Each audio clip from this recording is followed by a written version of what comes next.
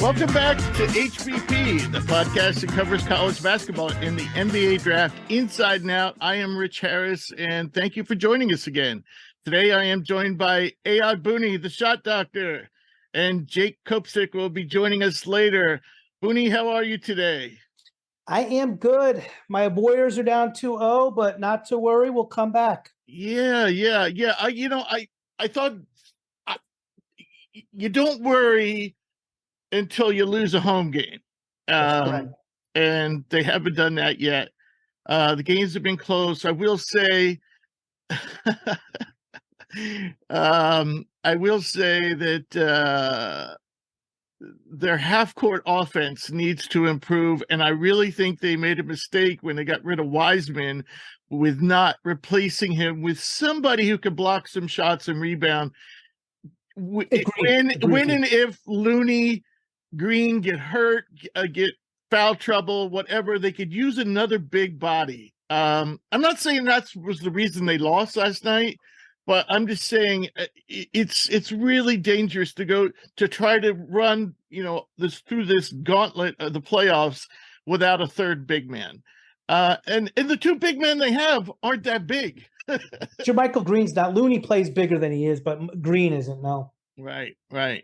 So do you want to talk about your I know you've been doing a little job searching. Do you want to talk about that, or you want to keep that I'm going to keep that a little on the thing, see until something comes up with it. We just don't know yet. Everything's kind of up in the air, but hopefully I'll have some good news soon. But well, you know what? I don't want to lose you. So every time you tell me I'm talking to this school or this school, I call that school and say, "Do not hire this guy. He's awful."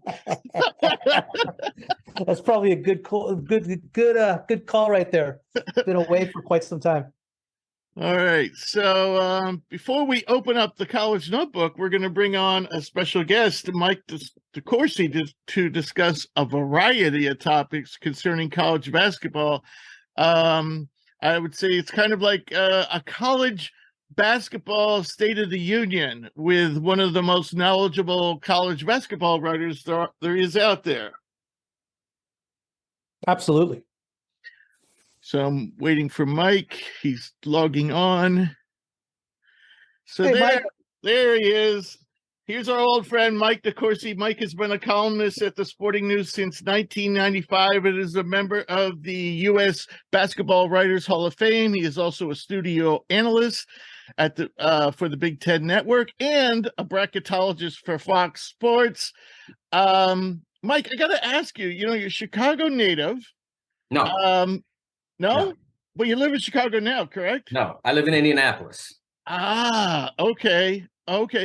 So I was going to ask you, did you go to school at Northwestern? Given you're a Hall of Fame writer, I figured, Northwestern was a good guess, but. No, I went to Point Park University in downtown Pittsburgh. Who would have thunk it? Well, it's a place that when I was coming out of high school, they offered me a full scholarship, Nice. full tuition, and I went there for about 2 weeks. And at the time, it's grown immensely, and it's grown beautifully in the 40 years since I left. Just adding new buildings downtown, adding new programs. It's grown immensely. But when I was there, it was 2 buildings. That was the college. Wow. And after about 2 weeks, I was ready to leave. And I talked to my father. I even took a visit to Ohio University because a high school friend was taking it, and I tagged along. And it was like, oh yeah, this is what I wanted. This is what I was dreaming of. And I came back from that, and my dad didn't tell me not to do it. He just said, "How are you going to pay for it?"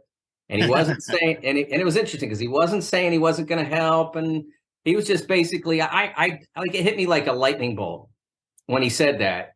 Like, he thinks this is the dumbest thing ever to walk away from free college, and he was right. I got out of school with no debt. I met my wife. We've been married. We'll be married 40 years in October. Congratulations. I've had this career. So it couldn't have turned out any better. I can't say that I've had what my dream career was, because I couldn't have imagined when I left college, that there as the Big Ten Network or sportingnews.com or Fox Sports even at that point didn't exist. Right. So all of that has grown up since I left college. So when I talk to students now, and I do probably 3-4 classes a year usually with sports writer friends who are teaching classes somewhere else. When I do them, I always tell them, train yourself so that you can write and you can speak on camera, because I have no idea what the business will be like for you in 40 years. But if you can do those two things, you can probably thrive. Correct. I actually went to school on the opposite side of the state at East Stroudsburg, and my majors were computer science and economics.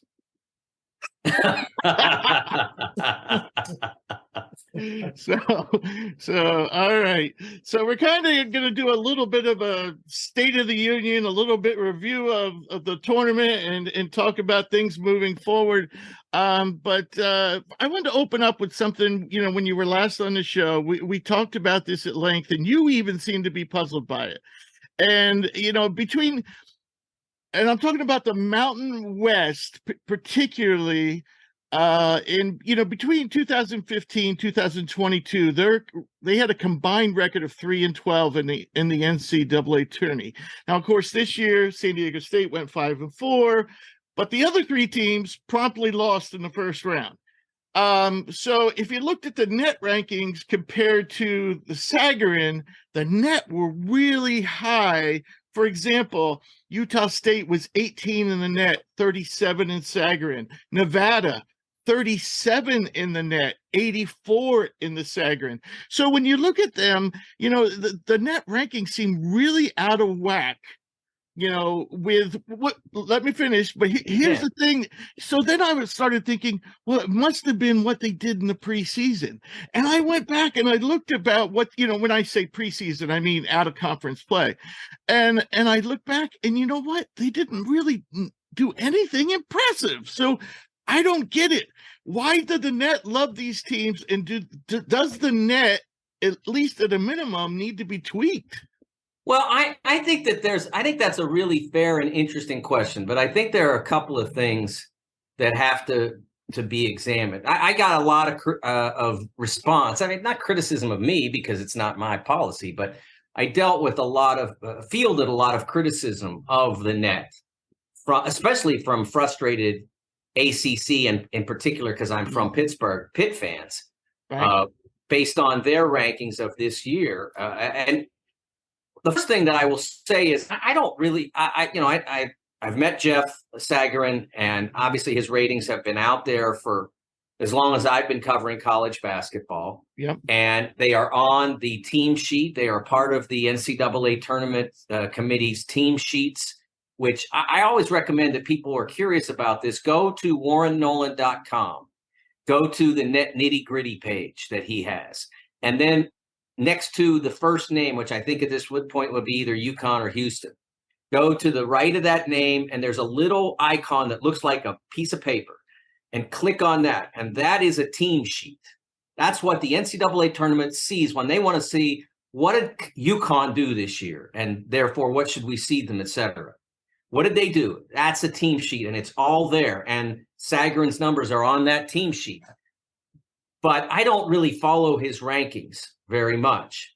I think the more common and more popular, I'm not saying necessarily, I'm not a huge computer ranking person anyway, but the more common and popular computer ranking is KenPom, which is a free site for the front page for the ratings. It's a subscription site for all the statistics that Ken provides.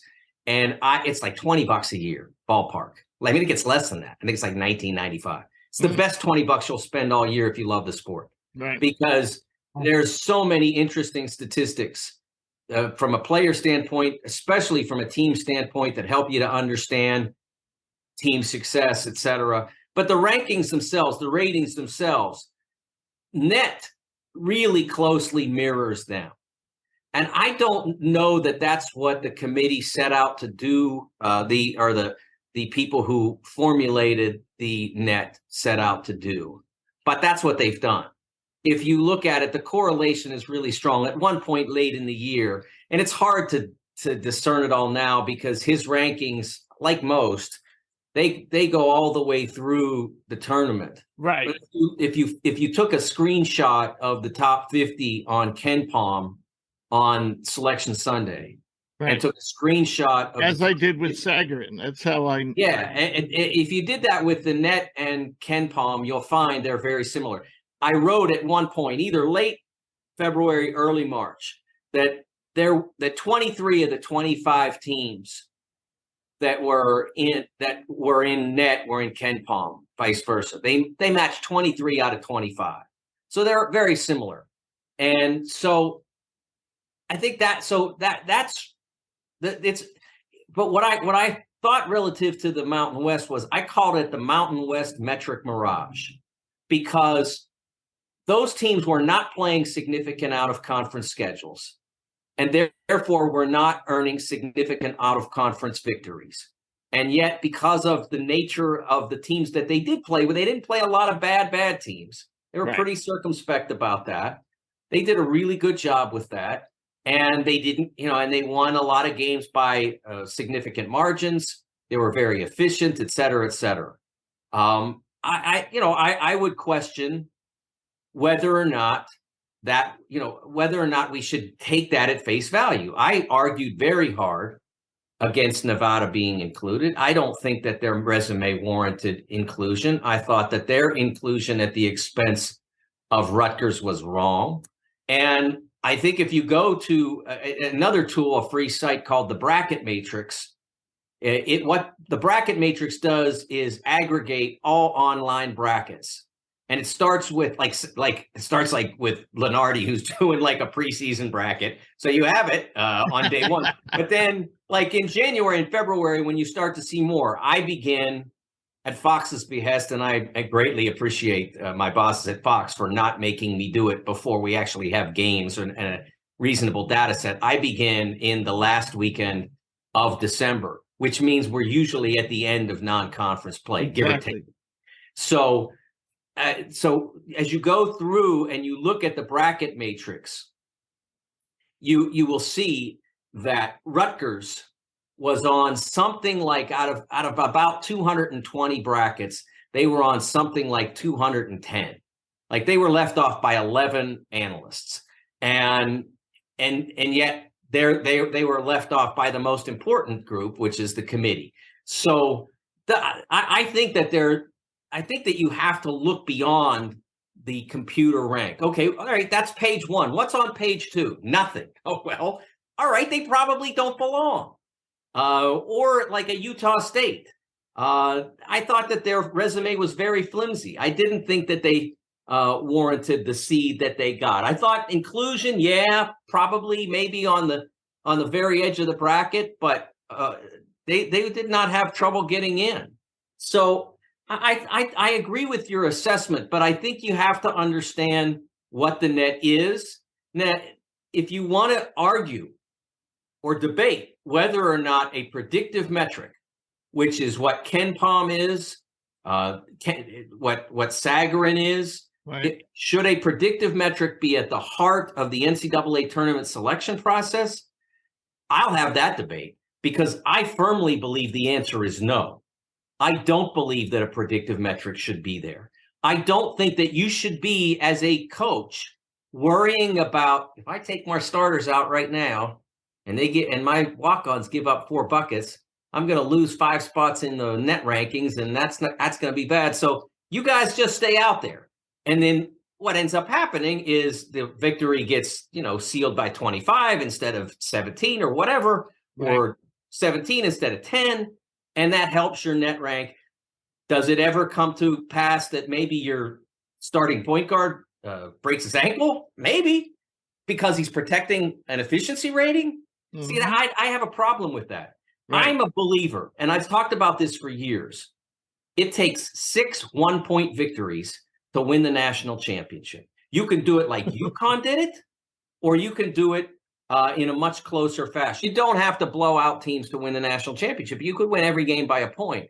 So I think the core structure of the selection process should be a results metric. ESPN strength of record is a very good results metric. There may be better ones out there. There are only 2 of them that are on the team sheet.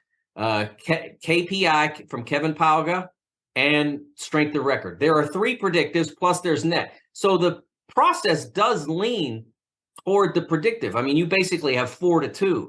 I would like to see that balanced out, and I would like to see a results metric at the core of the process, because I think that's what coaches should be worried about. Just win the game.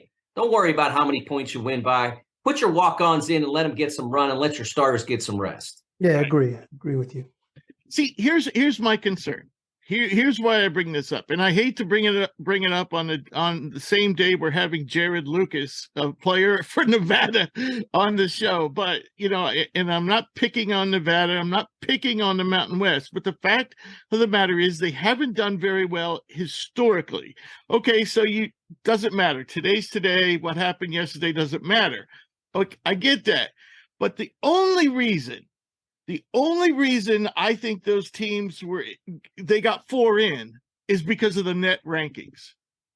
And to me, those teams were rewarded just for winning. It didn't matter who they won against. It was just for winning. And because that conference did really well out of conference. But if you look, in the script, which I shared with you, you can see I summarized, what the top 5 teams in that conference did out of conference, and they didn't do much.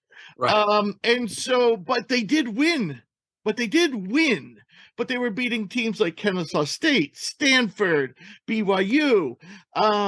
So I just think that, if you're saying they'd look at all these different things, but I'm saying the only thing to me that really pointed to Nevada getting into the tournament was the net ranking, because even Sagarin had them way out at number 84. Well, I would say that I think generally, though, if you looked at the whole bank of predictives, and that the others are BPI, it's BPI, Ken Palm, Sagarin on the predictive side, in addition to net. And then there's the 2 results metrics. So I think if you averaged out, generally those teams did very well. If you included Ken Palm, for instance, as I said, Ken Palm ranked those teams very highly for the most part. So I think it's not just the net; it's also some of the other predictives. I think in general the predictives, they did well. But I do agree. I don't care what they did last year. That's not how the process works. Right. And it shouldn't. Because what you did a year ago, I mean, like a year ago, Florida Atlantic, did they have a ball? And this year, they're one of the best teams in the country. So It doesn't matter what you did a year ago. Well, it should a little. No. When you're talking about letting 4 teams from a conference that hasn't done much. It doesn't matter because okay, so let's just in that world. I mean, let's remember, okay, a year ago or 2 years ago or 5 years ago, Mountain West didn't do anything.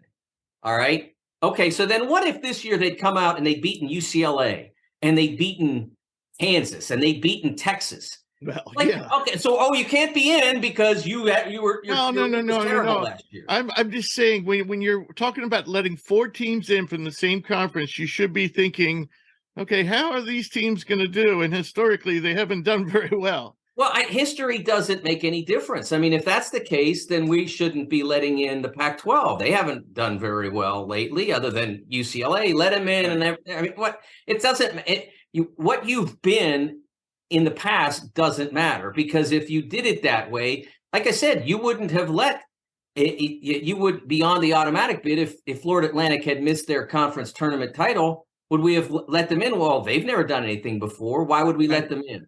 Right. I don't think that's the way it should ever be, but I do think it's what have you done this year? And as you mentioned, and I totally agree with you, Richard, what they did this year out of conference wasn't enough to justify 4 bids. You have to do more. And I know that they complain that, well, nobody will schedule them. Well, that's like me, calling up Jennifer Aniston and asking her for a date if she's on. I'm not available. She's not available. So this is purely theoretical. and she says no, and it's like, oh, all the women reject me. I mean, like, Duke's not calling you back, but there are teams out there that will play you, and there are good teams out there that will play you. And so the idea that that you tried so hard and couldn't get anybody to play you, I don't buy that. I really don't. I think that you have to do more about trying to get into multi-team events. If you're not getting into them, stage your own. Right. Put one on and invite, Kent State. Like, those wins will help you. Or even Pittsburgh or Virginia Tech. It's not like, it's not like those schools are, you know what I'm saying? I think those schools at this stage would be open to playing, a San Diego State, preseason. Yeah, I've never seen anybody back down from a San Diego State other than they're really good and it's a far trip. But hey, it's a chance to go to San Diego too. There's that. Hey guys, next year we're going to go to California in December or whatever. I mean, that has to be saleable. I just think that the scheduling issues are there, but I think there are ways around that you can build around that, and I don't think that it was sufficiently addressed by the Mountain West to warrant the number of bids and, in some cases, the seeds that were received. I always put San Diego State as an exception to that, in part because they dominated this league. Right. They won both championships, so they warranted a high seed. They wound up with a 5. I think that's ballpark where I had them. I think that they did it. They had a great season, but I didn't see as much achievement from the others in the league. Right. All right. So now we're going to move on to closer to home in the Big Ten. And, over the last 3 years, the Big Ten has received 26 bids. And out of those teams, they have a 23-26 record with just 4 making the Sweet 16. And I think Purdue's losses in their last three tournaments, losing to a 13, a 15, and a 16, have been the biggest shockers. But don't want to just focus on Purdue. I want to ask this as a general question, and then maybe we can focus in. Why has the Big Ten been so consistently falling short in the last few years? Well, I appreciate you specifying it to the last 3 years, because that's pretty rare. Most of the analysis has been they never win. They lose every year. Like, they've had 3 poor years. Well, I shouldn't say that. They've had 3 unsuccessful years and varying degrees of lack of achievement. The 2021 season was the poorest performance that they've had. They had 2 number 1 seeds. One of them made the Elite 8. The other fell short of the Sweet 16. They had a 2 seed in Ohio State that lost on the first day, and they had a 3 seed in Purdue that lost on the first day. That was a significant underachievement in 2021. That was a poor performance. 2022, a less significant underachievement, but not obviously successful. Purdue would have done the league well to at least make the Elite 8 and play Carolina. I think if they'd done that, they would have had a chance to win. But they didn't handle the St. Peter's game correctly, and we can talk about why. Fairleigh Dickinson this year, St. Peter's the year before. Yeah. And so then this past year, what I saw all year and what every bracket analyst saw was a league that was very deep in quality teams that were tournament contenders, but also that nearly all of them were almost certain to be seeded to lose in the first weekend. And they were. Out of the 8 teams that made it, 6 of them were seeded to lose in the first weekend, some of them on the first day. And that's basically how they performed. Now, the obvious exception, again, is Purdue, and to a lesser extent, Indiana, which played a 4-5 game, was competitive for about 30 minutes, and then played poorly in the final 10 and lost. But then Michigan State sort of supplanted that by performing well and taking care of a team higher seeded than them, Marquette, and making it to the Sweet 16. Mm-hmm. Right, and Marquette. Yeah, so they were supposed to lose this year. You can't tell them they're supposed to lose and then yell at them for losing. Right, is the way I look at it with this year. But they need, people say, well, why haven't they won a championship since 2020? Since 2000? The simple answer to that is they've been in the neighborhood on as many, if not more, occasions than any other conference. They've had over that period, they've had either first or second, because the numbers change since I last looked at it, but they've either had the first or second most Final Four appearances in that period. So they're in the conversation often enough. They're just not finishing it off. And if you look back over that time, like which team that was in the Big Ten should have won it? I mean, we've got Kentucky teams that have had multiple pros and haven't. Yeah. We had a Duke team that had Zion Williamson. They had 3 top 10 picks: Cam Reddish, Zion Williamson, and R.J. Barrett, that were top 10 picks and didn't make the Final Four. I mean, they lost to a Big Ten team. Exactly. The Big Ten hasn't had teams like that. They've had great teams. The Wisconsin team in 2015 was a great team, a historically great team that would have won the championship most years. But in 2015, Kentucky was even better and Duke was just as good. So that's, some of it's bad luck. Some of it's the bad luck of Michigan. Trey Burke blocks a layup by Peyton Siva late in the Louisville Michigan championship game, and they call a foul on what was, to everyone in their building, 70,000 people saw it was a clean block, except the ref who blew the whistle. I mean, I would bet even Peyton would admit now, man, he didn't touch me, because he didn't. It was a beautiful defensive play. It's the kind of play that we all want to see made, and yet it turned the game. So would they have lost that game if that was called a foul? I don't know. I mean, if called not a foul, I don't know, but I know that what happened. So I think that part of this criticism, I am totally certain of this, is Big Ten envy.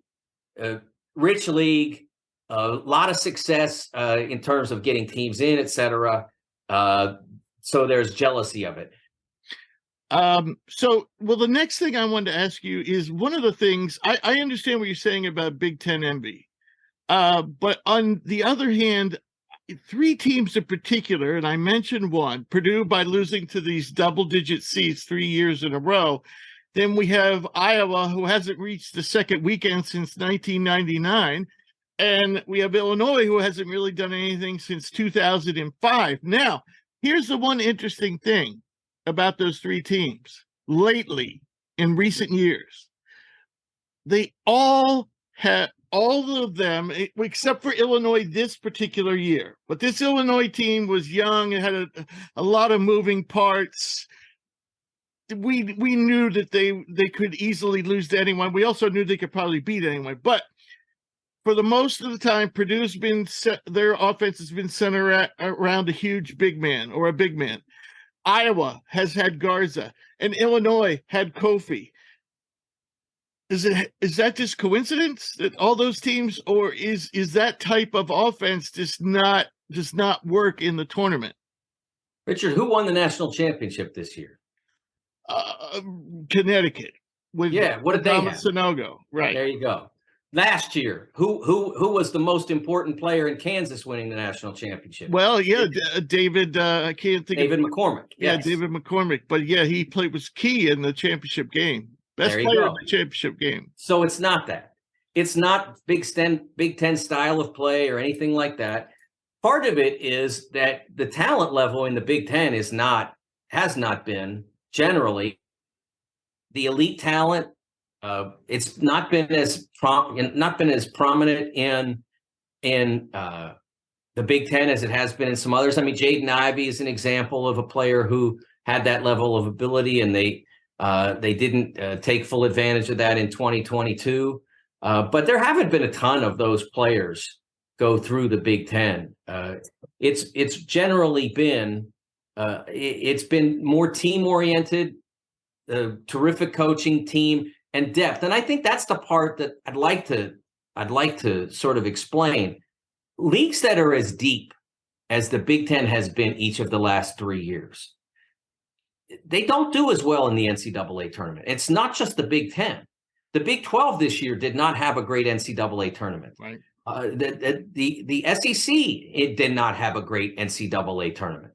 They're number one team. The ACC keeps on having teams sneak overachieve, quote unquote overachieve. Yeah, I think having to be great all the time just to survive in a league does not do well for you in the NCAA tournament. Right, if you go back to 2011, which is the first time somebody got 8 or more bids, and that was the Big East getting 11 out of 16 members. If you go back to 2011 and go through every time that a league has gotten 8 or more bids, they don't win and they don't achieve at the rate that you would expect or that people would almost demand. It doesn't happen. It's not as they're not as successful. Their winning percentage is low. The number of teams they advance are low. Now, there have been 2 champions out of that circumstance. We had the UConn in that Big East year in 2011, and then Carolina in 2017 from the ACC, which was an 8-team league. But that's all. So people don't want to hear that because they believe in this notion that being battle tested is great. And they keep saying that's why Gonzaga hasn't won a national championship, even though they've been to 2 title games in the last 6 years. They win 5, but then the 6th one's out of reach because they're not battle tested. I mean, it's ridiculous. Right. They've made 8 consecutive Sweet 16s, but they're not battle tested. So that's why they don't win the championship. It's nonsense. Being battle tested probably means 1, you're tired, and 2, you've had to be the best version of yourself just to survive. And so, and I use a baseball analogy here.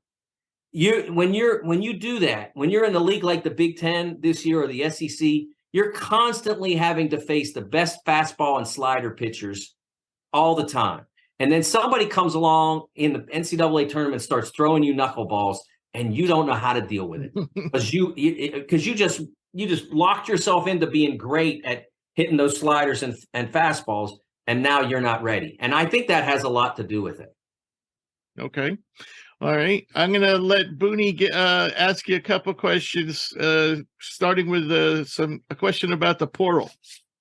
So, Mike, biggest news right now in college basketball, as you are well aware of, is the transfer portal. 1,400 players right now in the portal. Now, as you know, the rule used to be if you transferred without your coach leaving, you were forced to sit out a year. Your coach left, you could transfer freely. Now it is almost seemed to be a free agency out there. A couple questions with regard to transfer portal. Are we losing that purity in the college game? And your personal thoughts and opinion on the portal? And finally, is there any rumblings with colleagues or the NCAA with regard that you have heard of with regard to a modification to the rule in transferring today? Okay, well, I think the first thing, the question about the purity, I think that purity exists where it exists and it doesn't exist where it didn't exist, and that the transfer portal hasn't changed any of that. Okay. That I use as an example San Diego State, which had multiple transfers as part of its rotation on the team that made the NCAA championship game, won the NCAA South region, and then advanced to the title game. And I did not sense any entitlement. I saw complete connectivity between among those members of that team, among the 9 players who played. There was very little ego. I've seen a lot more ego on teams that were in the old style that had players that were there for 4 years. By the time they were there for 4 years, they all were bickering and distrustful of one another and worried more about their pro futures than they were about winning games. I mean, we've seen it from different angles. We saw a prime example of that this year, but we won't name that team. But that just goes to exactly what I'm talking about. That the transfer thing doesn't change the nature of the college sport. And people were asking me if they remain as connected. Well, when they made the championship game, I wanted to do a piece about the fact that in 2020, San Diego State was 32-2, I think, or 31-2. They had a team that seemed like a generational team. Like, this was their year to make the Final Four, and then COVID wipes out the tournament. They're never going to have another chance to get there. And then they were there. And so I got in touch with Malachi Flynn, who plays for the Raptors and who was the star on that team, an All-American. And he had only been a Aztec. He had been at SDSU for 2 years, but he'd only been an active Aztec for 1 year. He'd only played for them 1 year before he left. And here's how connected he was to what this team was doing in this tournament. He was checking his phone during halftime of Raptors games to watch a little bit of it. Like, if they were, because it happened that the Raptors played the same day as the Aztecs every game up until the Final Four. So that's how much he cared. I talked to KJ Fagan, who was a defensive specialist on that team. And he was so invested. And KJ was a transfer also. And I think he only played 1 year for the Aztecs. I might be wrong about that. But he was a defensive specialist for that team. He was getting up at like 6 o'clock in the morning. He's in Australia playing in the Australian League. He's getting up at 6 o'clock in the morning to watch the Aztecs play in the tournament. And so I think that you can see that the programs that build connectivity and investment and care about among the players are still doing that, regardless of the fact if they're transfers. People used to say the same thing about the one and done freshmen. Oh, they're not there long enough, they don't care. And yet there's an NCAA tournament game, a big one, and all of a sudden at the Final Four, or at the Elite Eight, there's Kevin Durant in the stands or something like that. Or when Calipari gets inducted into the Hall of Fame, I was up in Springfield and DeMarcus Cousins is there 1 year. John Wall, I think, was there. I know that Anthony. Now I'm drawing a blank. Anthony Davis was there. Everybody was invested in the program, even though they were only there a year. So I think that there is. There are certainly still programs that are, that don't care about their players and their players don't care about them. And the results sometimes are reflected on the floor, but sometimes they're too good to lose. But I don't think that the portal changes which programs those are. I think that they're going to exist in whatever world we create or the rules makers create. That you're going to have programs and coaches that know how to do it and do it right. And there are the programs and coaches that don't. How about like a school like Oral Roberts, though? Like the Summit. I mean, they're losing. I think what you're saying is absolutely correct when you're talking about the Power Five conferences and the mid-major to the major conferences. But when you're talking about low to mid-major, it seems to me what bugs me a little bit is that these Power Fives are getting two chances. They're making a mistake passing up on the kid that went to a low major and sees that he's having some sort of success. Now they get a second chance in getting him in the portal. I think the portal, in a sense, has made the product of college basketball much better. The issue I have is kids going to their fourth school in 4 years. And it has become literally a free agency. And my question is there any rumblings or rumors as far as the NCAA getting involved in changing the rule to make it a little bit more difficult? I think, first of all, that's kind of two different things. That fourth school in 4 year concept that you're talking about does exist. I'm not debating that. But that doesn't have anything to do with the immediate eligibility or what the one-time transfer exception that they call it. It doesn't have anything to do with it because one time means one time. They're doing it on the other times on the basis of waivers. And the waiver process is totally different. It has nothing to do with the one-time transfer exception. The problem with the waiver concept is that it exists in the same way that what basically led us to the one-time transfer exception is that it was impossible to discern who really truly deserved a waiver and who didn't. And so they basically rubber stamped almost every waiver as long as the school that was exited goes along. And in almost every occasion, the school that was exited did go along because, one, they want access to players as well. They want the door to swing both ways. And two, it's just a hassle. To say no is a hassle. You end up getting criticized and ripped and slammed, even if you have a justification that's passable. You're still going to get slammed. So everybody rubber stamps. So almost all the requests for waivers go through. I don't know what the exact percentage is, but it's a high percentage. So that's where you're getting these 4 players in 4 years. In the rarest of occasions, the 3 schools in 4 years or 3 schools in 5 years, in the rarest of those occasions, the player after 2 schools graduates and then becomes a grad transfer and then is eligible for immediate. And remember, people argued against grad transfers when that started.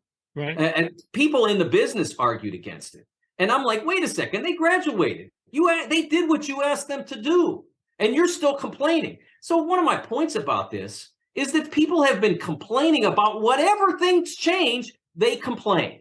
They complain about grad transfers. They complained about the portal, which the portal is actually not immediate eligibility. The portal is, I don't have to beg you for a release.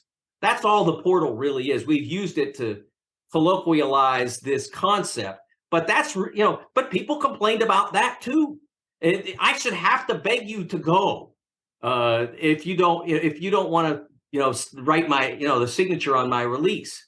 So in terms of Booney changing the concept, the NCAA is relatively powerless with this because they've lost so many court decisions. If they tried to go backward from this concept, from the immediate eligibility, if they tried to go backwards, they'll probably ending up in court. They probably lose. At the minimum, they lose the legal fees they spend on that suit. And at maximum, someone finds a way to get damages out of them for it. So it's not worth it to do that. There's no value to it. Coaches will complain about this. But as I said, they've complained about everything that's changed in the game in terms of eligibility or whatever for as long as I've been doing this. And it's usually progress. My only concern about this transfer concept, my only concern is, are players still going to graduate at the same rate? We've gotten men's basketball players above 70%, I think close to 75, which is a significant gain over the last couple decades. And I think that's going to be hard to meet now with players hitting 2 to 3 to 4 schools. Right. If I could interject, I think when a player jumps around, I think for most of us, including the people in the NBA, it's not a good look. It's not a good look. So I think that's the one thing that discourages players from playing Goldilocks. This is too hot. This is too cold. I think that's the one thing that players need to be aware of. It's not a good look for you when you go to 3 schools in 3 different years. Unless there would have to be some kind of extreme circumstances. But otherwise, it looks like you can't fit in. It looks like you cannot adapt. It looks like you might not be the easiest person to get along with. I agree with everything you're saying, Mike, as far as the portal and so forth. My big thing is that it's really affecting high school kids. You have coaches right now strictly recruiting out of the portal. The major D1s are getting your mid majors. The mid majors are getting your low division ones. The low division ones are getting your best division twos. And left out in the cold is your high school kids who aren't really getting the scholarships. They're down considerably right now. Yeah, I've started getting contacted by mothers and fathers. How can my son get recruited? I'm getting emails like that. Well, I think that what needs to be understood is that a significant portion of that issue, and you're not wrong, but a significant portion of that issue that will eventually cycle itself out. I don't know. I think it's at least another year, if not two, before we're completely beyond it. Is the COVID year of eligibility. That's what's causing high school players problems. To the extent that high school players create some of these problems for themselves, or high school graduates, I should say, if you're not willing to wait to develop in a program, I mean, you're part of the problem too. I mean, you come out of high school, you do get a scholarship, and then you are asked to wait a little bit, and you're not an immediate starter or immediate rotation player, and so you're immediately in the portal after 1 year or less. That's sort of a self-fulfilling prophecy. You're becoming a much greater problem for the program because they spent all that time recruiting you, all that money, all that time, and then you don't even give it beyond a year. So why not just go get somebody that you know is only going to be there for a year or two, and that you only have to recruit for 3 weeks. You look at their film from when they played at, I don't know, St. John's, say. You look at their film, you say, better because they played against higher level competition than high school. What they're capable of. You can look at their stat sheet. The first thing I look at on every kid that transfers, that's a guard. Every kid that's in the portal or comes out, first thing I want to know is, what did he shoot from three? If he can, especially if they're going up a level, what did he shoot from three? That's what I want to know. And every coach can look at that number and say, that'll work for me. If that guy can shoot 38 there, he can shoot 38 here. So true. I think that's part of the reason why we have what we have. And I think by 2026, the balance to recruiting will come back a little bit, and you'll still see high school guys getting recruited. Let's move on a little bit to the NIL, name, image, and likeness. Is the transfer portal, is NIL the main driving force for what is going on with regard to the numbers in the transfer portal, and your personal feelings towards NIL? You like it? You don't like it? Would you like to see it be changed a little bit? So forth. Well, I think that, first of all, I'd say from my perspective that the opportunity to make name, image, and likeness what we'd have wanted it to be, which is, hey, you're a famous player, you're a popular player, the local grocery store wants you to do an appearance in a commercial, or here's $10,000 or whatever. To be that, we had to move. I shouldn't say we. They had to move at the NCAA, and the membership had to move in 2014. The door was wide open for them. When the O'Bannon case was set to go to court, and the O'Bannon plaintiff attorneys went to the NCAA or called the NCAA, however you do this sort of thing, and said, hey, we want to have a settlement conference because we don't really want to take this to court. We're going to win. We'd rather talk with you about establishing some parameters, a settlement, of course, for the plaintiff class, but also some parameters going forward for how you can avoid this situation in the future. Some rules for name, image, and likeness that can make it work within your membership. And the NCAA declined to take the meeting, wouldn't take the meeting. I did an article about this a year ago. A year or two ago, when I talked to one of the plaintiff's attorneys about how that went down. They declined to take the meeting. That was the chance to change it. We're not changing it now. It's like the proverbial putting the ketchup back in the bottle. You can't do it. Can it be more uniform? If Congress decides to get involved in this, it could be, and it could maybe even change a little bit, but that's the only way to change it. The NCAA cannot change this now. If they do, they're back in court. They lose again. It costs them more money. It's not worth it to them. It doesn't make any sense at this point. So, I'm in favor of athletes being able to earn money off their name, image, and likeness. I'm not wild about it being used as a recruiting inducement, but that's where we are because of the inability to create a uniform standard nearly 10 years ago now. NCAA blew that. And I don't see, other than congressional action, I don't see a way to repair it. And I don't see any taste from Congress to address this. Now, correct me if I'm wrong. Okay. How it basically is working right now is that nil is the money that players are earning from their name, image, and likeness is going into what's called a collective, right? A collective is basically run by whoever it may be, Booney LLC, Rich LLC, and the funds all go to that particular LLC, run by a booster or whoever it may be, is the CEO of that LLC, and that fund is used to pay the players X amount of dollars and is hence luring kids from one school to another. Is that kind of like a 1,000-foot view of how it works to some point?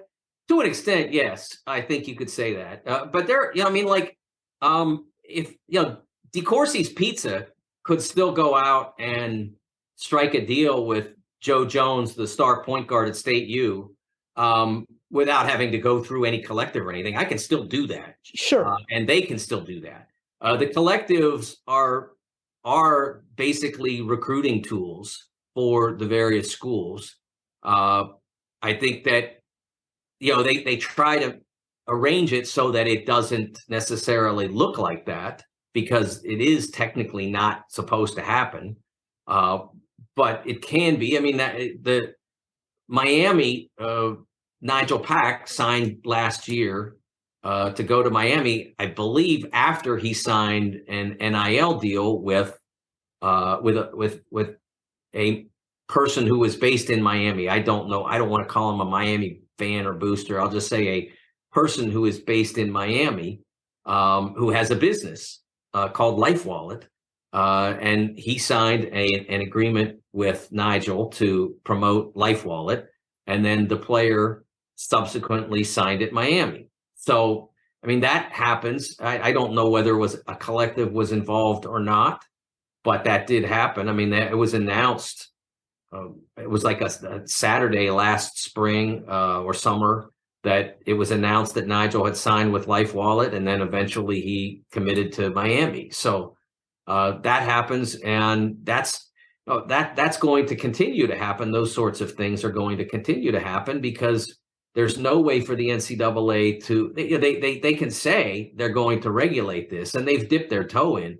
But if they tried to go whole hog on this, one, they don't have given the prevalence of the collective concept, they don't have the manpower to prosecute or investigate all of this. And again, I don't think that they have the standing to shut it down because of the court rulings that they've lost. I don't see how you could, because you basically would be preventing someone from making a living so right now it's technically illegal by the NCAA to use NIL as part of your recruiting pitch. Yes. But Correct. That makes absolutely no sense, because obviously a kid's going to want to know, I don't get along with my coach here, or my mother's sick, so I want to move home. But before I choose between Ohio State and Illinois, I'd kind of like to know what opportunities there are there for me to recoup, what I'm losing by leaving Georgetown or whatever.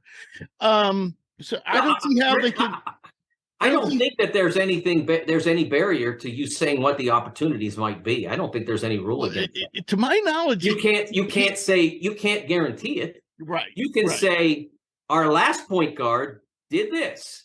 Right. And so if you play great, the opportunities are there for you. I don't think there's anything preventing that. Right. But you shouldn't say, here's, $500,000 in name, image, and likeness money if you sign here. Right. But I do think that's happening. Right. Probably not from the coach, though. Right. Not correct, yeah. All right, Mike, we got one more question for you, and this is totally off. This is kind of going back to last season. Looking at the defections at Alabama, Also, Tyler Perry yesterday was supposed to visit with North Texas star point guard, was supposed to visit Alabama yesterday to change his mind. And they don't have a great recruiting class coming in. Considering what happened there this past season, is that program in trouble? Are they suffering some lingering effects? I mean, personally, to me, we were very harsh on this show. We had Len Elmore on. We also had a local Alabama reporter on, and we talked at length about what we thought Alabama should have done and didn't do. So I've been on record saying I really think Alabama handled this poorly, including Nate Oates. From the impressions I'm getting from talking to people, Oates has lost a lot of respect in the basketball world. And to me, they came very close to being very New Mexico State-like last year. So is this program in trouble, or am I overestimating the effects of what happened?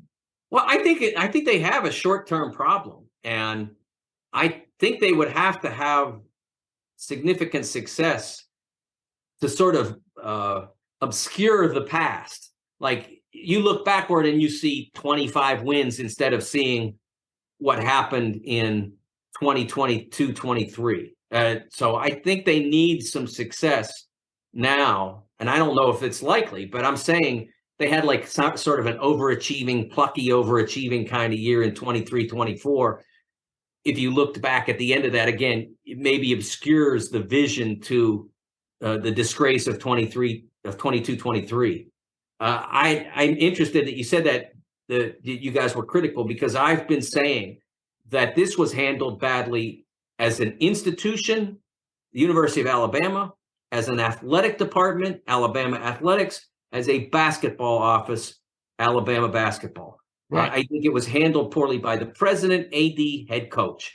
Absolutely, all three. And do not believe for a minute that when Nick Saban was critical, when he used the phrasing that he used about wrong place, wrong time not being a thing, he was being very specific there for a reason. And he subsequently sort of tried to soft pedal it, but he was sending a message. He was angry because he either had already seen an impact on his program's recruiting, or he feared an impact on his program's recruiting from the way the university and athletic department handled it. Basketball, their peers, or if not, maybe not truly peers, but their peers. So he's looking above at how it was handled above, and I'm sure he was distressed by that. Right. And so I think Alabama definitely has problems. When you lose as many players as they did off of last year's team, they still have some talented players in the program. I don't know whether or not it's enough to have the kind of success I'm talking about. It might be. I haven't looked at their roster in a couple of days. I know that they look at best as a Midland team right now. Yeah, so that's kind of what I thought. But I think that. I guess my question is: do you think kids are shying away from going there? Oh, I think Well, I don't think there's any question. Like, parents. Yeah, if you were a coach from another program, wouldn't you bring it up? And my kid would never be coached by Nate Oates. If you were a head coach of another program that wanted to get a player that you were in contest with Alabama for, you would absolutely find a way for it to become an issue. Even if you didn't want to negatively recruit, you'd find a way. And right. You might not go into the living room and say, "Did you see what happened?"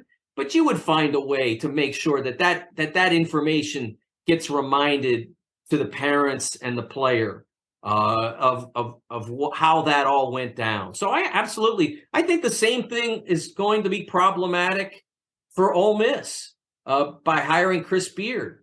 I think that's a problem for Ole Miss. When you do these things, you open doors, but you also close some. Yeah, exactly. I didn't even think about that. All right, Mike. Well, always enjoy talking to you. You have any final thoughts? I know we're a long way away from the season. Anything that we should keep an eye on in these off-season months? Well, I think that over the course of this offseason, I think it's important to remember that as people complain about how things have changed, that one of the things that has made the NFL the year-round popular sport that it is has been free agency. One of the big things in the NBA in July 1, everybody's talking about, where is the next free agent going to go? Mm-hmm. People want that sort of thing. I follow soccer, the transfer concept in soccer, the window in the summer and the winter, and who's going to go where, and deadline day and all that stuff. Those things are all big deals that other sports embrace and make a media event out of. And in college basketball, what do? We complain. We complain about everything. Right. Everything that's different, we complain. So what they should be doing is saying, hey, look at who's going where and who's going there. Isn't that interesting? How's that going to work out? How's Caleb Love going to fit in at Michigan? Things didn't go so great at Carolina. Is L. Ellis really a big deal going to Arkansas after he was the point guard of a 4-28 team? Maybe. It's certainly an interesting conversation. Right. We've seen Arkansas do great with transfers. Maybe this will work out great for them. I think we can actually have a basketball conversation instead of always just having I'm not going to use the word, instead of always complaining about everything, we can just talk. Hey, this is an interesting time for basketball players and basketball teams and rosters because so many teams are being remade during this period. It certainly keeps us busy. I got to go through. By the way, the portal's now like 5 shy of 1,500. So I got to go through 1,500 names every week to see who's gone where. So it definitely keeps me busy. And we talk about it every week on the show. So it gives us lots to talk about. Absolutely. Appreciate your time, Mike. Thanks, man. Oh, thanks, guys. I really appreciate you talking to me, and good luck with the show. Thank you, Mike. As always, we love having you on. Okay, so Jake Copestick has joined us just in time for our college notebook. Cope, what's going on? How you doing? I'm good. I'm staying busy. Obviously, college basketball is heating up. I'm about to run the Broad Street Run in Philadelphia next Sunday. I was training for that today. I can already feel the soreness setting on for tomorrow. Oh, but boy. Still a ton to talk about. We have a college basketball games. What are we on? 2 weeks now? 3 weeks? 3 weeks, I believe. Still got a lot to talk about. Transfer portal's cooking. Oh my gosh, do we have a lot to talk about. But before we get into the portal, let's talk a little bit about the Portsmouth Invitational Tournament, which traditionally has seniors in it and, always has seniors in it. Did this year too, though. There is some confusion about whether the 4-year guys are going to have any trouble returning to school, though I would say most of them don't appear to have that intention anyway. But the MVP of the tournament, and by the way, if you go to portsmouthinvitational.com, I believe you can watch the games that were played there last week. I don't know if they had the statistics and so forth and so on, but I know they had the box scores of the games. I don't know if they had the tests and measurements, but no worries. We have those, and we will be talking about some of these guys in more detail later on this week. We're going to have 2 episodes this week. But the MVP of the tournament was Sir Jabari Rice of Texas. And the all-tournament team, of course, included Rice, also Kevin O'Banner of Texas Tech, Kendrick Davis of Memphis, KJ Williams of LSU, Grant Shearfield of Oklahoma, Ed Croswell of Providence, Demoy Hodge of Missouri, Tanner Groves of Oklahoma, Timmy Allen of Texas, Tavion Jones of Southern Utah, Tiger Campbell of UCLA, and last but not least, Tamani Camara of Dayton. So, as I said, we will talk about these guys in more detail. I don't know if you guys have caught any action or have any comments about that, about the 20? I personally didn't watch any, but look, I'll take their word for it. I mean, Serge Rice had a really good end of the year, obviously being the sixth man of the year in the country, right? That wasn't just Big 12. He was Big 12 sixth man. Sorry. Yeah, I don't know. It's probably up If there. they give a national award for that. They don't. I wish they did. I wish they did. But he was awesome in the tournament. Obviously, can shoot the lights out. Showed that here. His shot fake obviously is what everybody wants to talk about, but it's so effective in getting them open and being able to drive and kick the guys. So, not really a surprise, I guess. He's just that damn good. He bet on himself coming from New Mexico State. Played really well at Texas. Played really well here. Maybe earned himself a training camp invite. He'll certainly be a guy that plays in summer league and will be. He's going to give himself a shot to be on a roster. Oh yeah, some of these guys will definitely be at the G League Elite Camp, which is the combine before the combine, and I would believe he would be one of the first guys from this event to be on there. I think Demoy Hodge is going to be there. The rest, I don't know. O'Banner probably, maybe KJ Williams, LSU, Shearfield. Though I'm not 100%, he's committed to the draft. But yeah, we will definitely, and Kamara, who's, kind of a physical specimen, and kind of like that stretch big everybody wants. So yeah. So we will actually have a guest who was there at the event. We'll talk more about the measurements and statistics and so forth at the event later on this week. All right, so moving on now, we get to the portal, and man, do we have a list. I am going to read through this list, but we are certainly not going to talk about every single guy. And maybe at the top, I think we'll go through, but then I think once we get past Arkansas, we'll probably just kind of read through the list. And if you guys want to comment on anybody, you can. But I suppose the biggest three players this week to transfer and pick where they're going was Jesse Edwards, who goes from Syracuse to West Virginia. Great shot blocker and rebounder. Stephen Ashworth apparently is going to replace Ryan Nebhard at Creighton, who's in the portal. Stephen Ashworth is from Utah State, really good passer, really good three-point shooter. And TJ Bamba, one of the leading scorers from the Pac-12, goes from Washington State to Villanova. Would you guys agree that they seem to be like the three biggest names on this list? Yeah, I would say we're still waiting for some of the big dominoes to fall. We're still waiting for Hunter Dickinson. We're still waiting for Tyler Perry. So there's still a lot, there's still a lot of good guys out there, but I would say, yeah, for sure, these are the three biggest guys. I thought Jared Bynum was kind of interesting. Yeah. Go with Stanford. Yeah. So what do you think about Ashworth replacing, before we move on? First of all, I think Edwards is going to, I think he's going to kind of be transcendent. He was kind of, I don't know. Does anybody watch Syracuse anymore with their zone and everything? You know what I'm saying? I mean, I don't really enjoy watching. I haven't enjoyed watching Syracuse much of late, but I think West Virginia, he's going to get a lot of exposure. He's going to, be one of the leading rebounders and country shot blockers. I think that's a huge pickup for West Virginia. But Ashworth, I think, is the interesting one. I mean, is he? In my opinion, he's certainly not Ryan Nebhard. And I'm not sure. I've never heard why Nebhard wants out of Creighton. It seemingly be a great situation, but so is Creighton still going to be among the top 10, 15 teams in the country with Ashworth? I don't think he's Nebhard, but I think when you have a guy like Ashworth go to a place like Creighton, and Ashworth is arguably one of the best shooters in the country. For a while there, he was over 50%.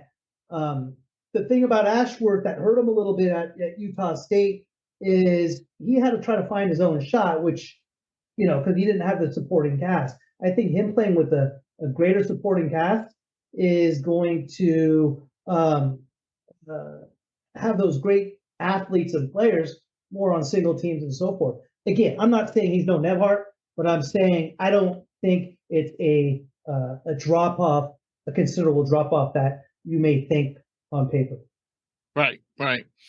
What do you think about Bamba going to Villanova? Pretty big pickup for the Wildcats, would you say, Jake? Yeah, one of the best guys in the portal. He can shoot it. I mean, it gives them a wing that they have holes there now.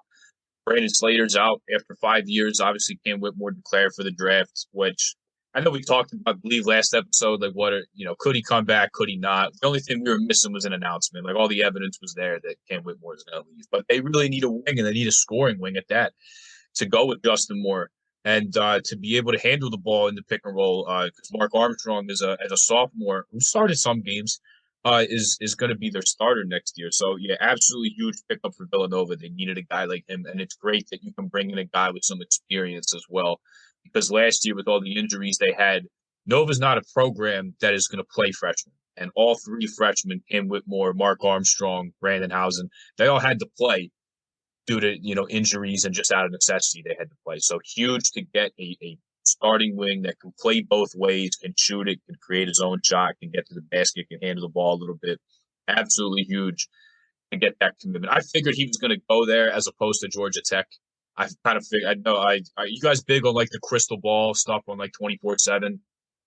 No, I rarely really actually glance at it, but Okay. I know what you're talking about, but yeah, because I kept seeing that he was like projected to go there, and just the way things sounded, it sounded like that was like even a day or two before it might have been a done deal. But regardless, now that it's actually official, really, really big pickup for Villanova, and I hear that they're not done. They had Hakeem Hart on campus. Conflicting reports as to if Hunter Dickinson, who we'll get to, was on campus. Did they meet? I heard that it was at very least a meeting. And I'm also hearing that there could be another one, and that Villanova might actually be in the Hunter Dickinson sweepstakes more than we originally thought. But they could use a true shot blocker, rebounder. I mean, Ed Dixon is nice, but he doesn't really block shots. It's not really a 5. It's effective. Like they made a Final Four with him as a starter. I don't think you're going to the national. I don't think you're going to the Final Four with him as your center. Maybe. I mean, you'd have to have. I don't think they have enough around him to make that work. Hunter Dickinson puts him right back in the Final Four discussion. Oh, absolutely, and it allows them to play big or to play small. Like, it gives them options. But regardless, Nova has to add, even if it's just a guy that can come off the bench and you're going to roll with Dixon as your starting center again, which I don't think is a bad thing. They got to add another big. They have to. Yeah. They had nobody last year. Yeah, I mean, Dixon, Whitmore and Slater were probably the two next biggest guys. Yeah, I mean, Trey Patterson didn't. He didn't. Oh, play right, a lot. right. He just didn't. He didn't play much. And then even Nana Njoku, I gotta see if he even like redshirted last year, because there was some games he wasn't even suited up for. I think he did. Yeah. All right. So moving on, Arkansas. What a week they had. L. Ellis from Louisville goes to Arkansas. Caleb Battle of Temple goes to Arkansas, and Jeremiah Davenport from Cincinnati goes to Arkansas. So Arkansas is loading up. Of course, most of their key players have declared for the draft, which we'll get into later. But I don't know about you guys, but I'm already seeing fistfights on the court between Battle and Ellis over, my ball. No, it's my ball. Yeah, I mean, the thing is with this, like, Ellis was the only point guard on that team last year. He was the only ball handler to initiate anything and to start an offense for them. Like, I remember watching press conferences early in the year, and Kenny Payne's like, I can't play Ellis 40 minutes a game. We don't have anybody else. Like, he has to play a lot. He has to have the ball in his hands. So he's going to have to adjust now, because he's going to be playing with a lot of other guards. They also brought in Deion Menifield from Washington. So they've just and Tremont Marks, so they've just completely revamped the guards that they have. Right. So he's going to have to get used to playing off the ball more, because he's not going to be playing. He's not going to have the usage and the ball in his hands nearly as much as he was at Louisville. Because, not to take anything away from him, but Louisville had to do that. They didn't have anybody else. So he's going to have to adjust to that. And then Caleb Battle, I mean, look, he came off the bench last year, but like I've mentioned a bunch of times, like there was problems off the court. But I think if there's a guy that can harness him and make it right, it's gonna be Musselman, because he's proven time and time again he can bring in all these transfers. Doesn't matter where from, he'll bring in a handful of them, and most of the team will be transfers. They make it work and they get better as the year go on. So I think it's a perfect situation for Caleb Battle to go there as well. And then Jeremiah Davenport, I don't know about you guys, like I wasn't crazy about him. I really only no. He's kind of faded. You know, I think he seems to like almost peak as a sophomore. Like I saw Cincinnati play once in person. They played at Temple, and Temple killed them. Temple beat them like 46-28 on the boards. But that was because like Cincinnati gets across half court and they just chuck whatever the first shot was they saw. Like they just took and they helped Temple out, taking bad shots in transition when they had numbers. Not working the ball around when they had plenty of time to try and get a better shot. So I guess that puts a bad taste in my mouth. Like the one time I saw him play in person, it just like wasn't good. But you know, he's a big forward, which I guess is good. But I saw this and I wasn't. I would call him a big crazy wing, actually. But yeah. Yeah, but excuse me, big wing. But I wasn't like I saw this one and I wasn't. I just think as a group, you know, you have again, he's always been, you know, considered a 3-and-D type prospect. As I said, he's really had like 2 straight years of really not that good. So like the progress that we expected, just if anything, maybe he's regressed. But you know, it is at least Jeremiah Davenport is still a decent college player. So, but yeah, I mean, if he was the only pickup Arkansas had this week, he wouldn't have made the list. But since the other 2 were on there, I figured I'd throw him in. All right. So moving on to St. John's, we have Cruz Davis, who was an Iona player, is now going to St. John's, and Naheem. We screw up his last name. The kid from Connecticut. Ali? Naeem Aline. Aline. So Naheem Aline is going from Connecticut to St. John's. I don't think either of these 2 guys are huge needle movers, but anybody disagree? I know I'm with you. Yeah, I mean, yeah, I'm right with you. I'm still waiting for a big splash here from Pitino. I'm still waiting for the big guy. He brought in Dennis Jenkins. That was last week. That's kind of old news, but yeah, these 2 guys, like Cruz Davis was a bench guy. Like he was cool, and he's quick, he's smooth, he's a you know, can shoot a little bit as a lefty, but you know, to come off the bench at Iona and then have to play in the Big East, yeah, like they need somebody else in front of him. And then with the lean, like hey, it's the 5th year. You saw how much better Connecticut was when he could score off the bench. Like I think he'll be useful. But yeah. I agree with you. It's not anything crazy. Like I said, I'm waiting for Pitino's first big move here. His big impact guy. Mm-hmm. Yeah, I agree. All right, so let's talk about a couple of moves out west. Booney already mentioned one. There's Jared Bynum is going from Providence to Stanford. Adam Miller is going from LSU to Arizona State. We have Adama Ball going from Arizona to Santa Clara. I think those are the big West Coast moves. You like any of those, Booney? I like Santa Clara signing. Yeah, Adama Ball, I think is a player. I think he's an MBA. I think he has NBA potential. He just didn't get a chance to show it at Arizona. His whole idea going down to the WCC a little bit and shining against some smaller players rather than the Pac-12. But that one surprised me. I think Bynum's a big pickup for Stanford, but a little surprised considering they have 2 freshmen or guards coming in. Right. But Stanford really hasn't had good point guard play in quite some time. So at least he brings stability there that they haven't had at that position in a while. At least, in my opinion, they really haven't had great point guard play for quite a while. Yeah, no, I agree with you. But Ball's the surprise for me. Yeah. I really like him. We talked about him in the preseason before you guys were even on the show. I predicted that he might emerge as a breakout player this year. Of course, I was wrong. Arizona didn't really go very deep into their bench this year. But we shall see. I still think he has a lot of potential and still could be an NBA player. What do you think of Adam Miller? 3 schools, 3 years. Yeah, it's tough because I mean, like, there's Illinois, didn't he?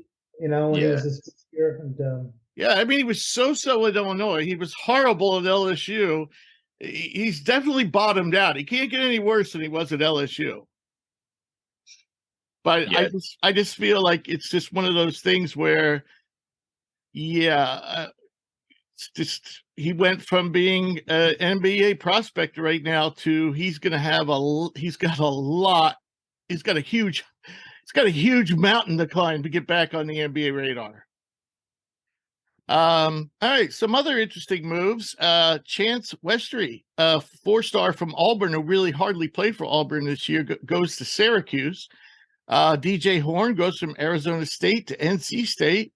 Tyrese Samuel, another Florida recruit, goes from Seton Hall to Florida. RJ Melendez goes from Illinois to Georgia. Jack Clark stays in conference, goes NC State to Clemson. What do you think about those moves? So Jack Clark is he's a Cheltenham guy. He's actually not too far away from me. He's about, I don't know, half hour down the street from me. He was a LaSalle guy for a little bit, and then he went to NC State last year. He was actually on Villanova's radar, and I think that'd be pretty cool to come back. And he would join a very, very short list of players that have played for 2 Big 5 schools, Rich. I can really only direct that to you to explain the Big 5 to Mooney last time. But yeah, I mean, he dealt with an injury coming out. I think he tore his ACL. I want to say his incoming freshman year.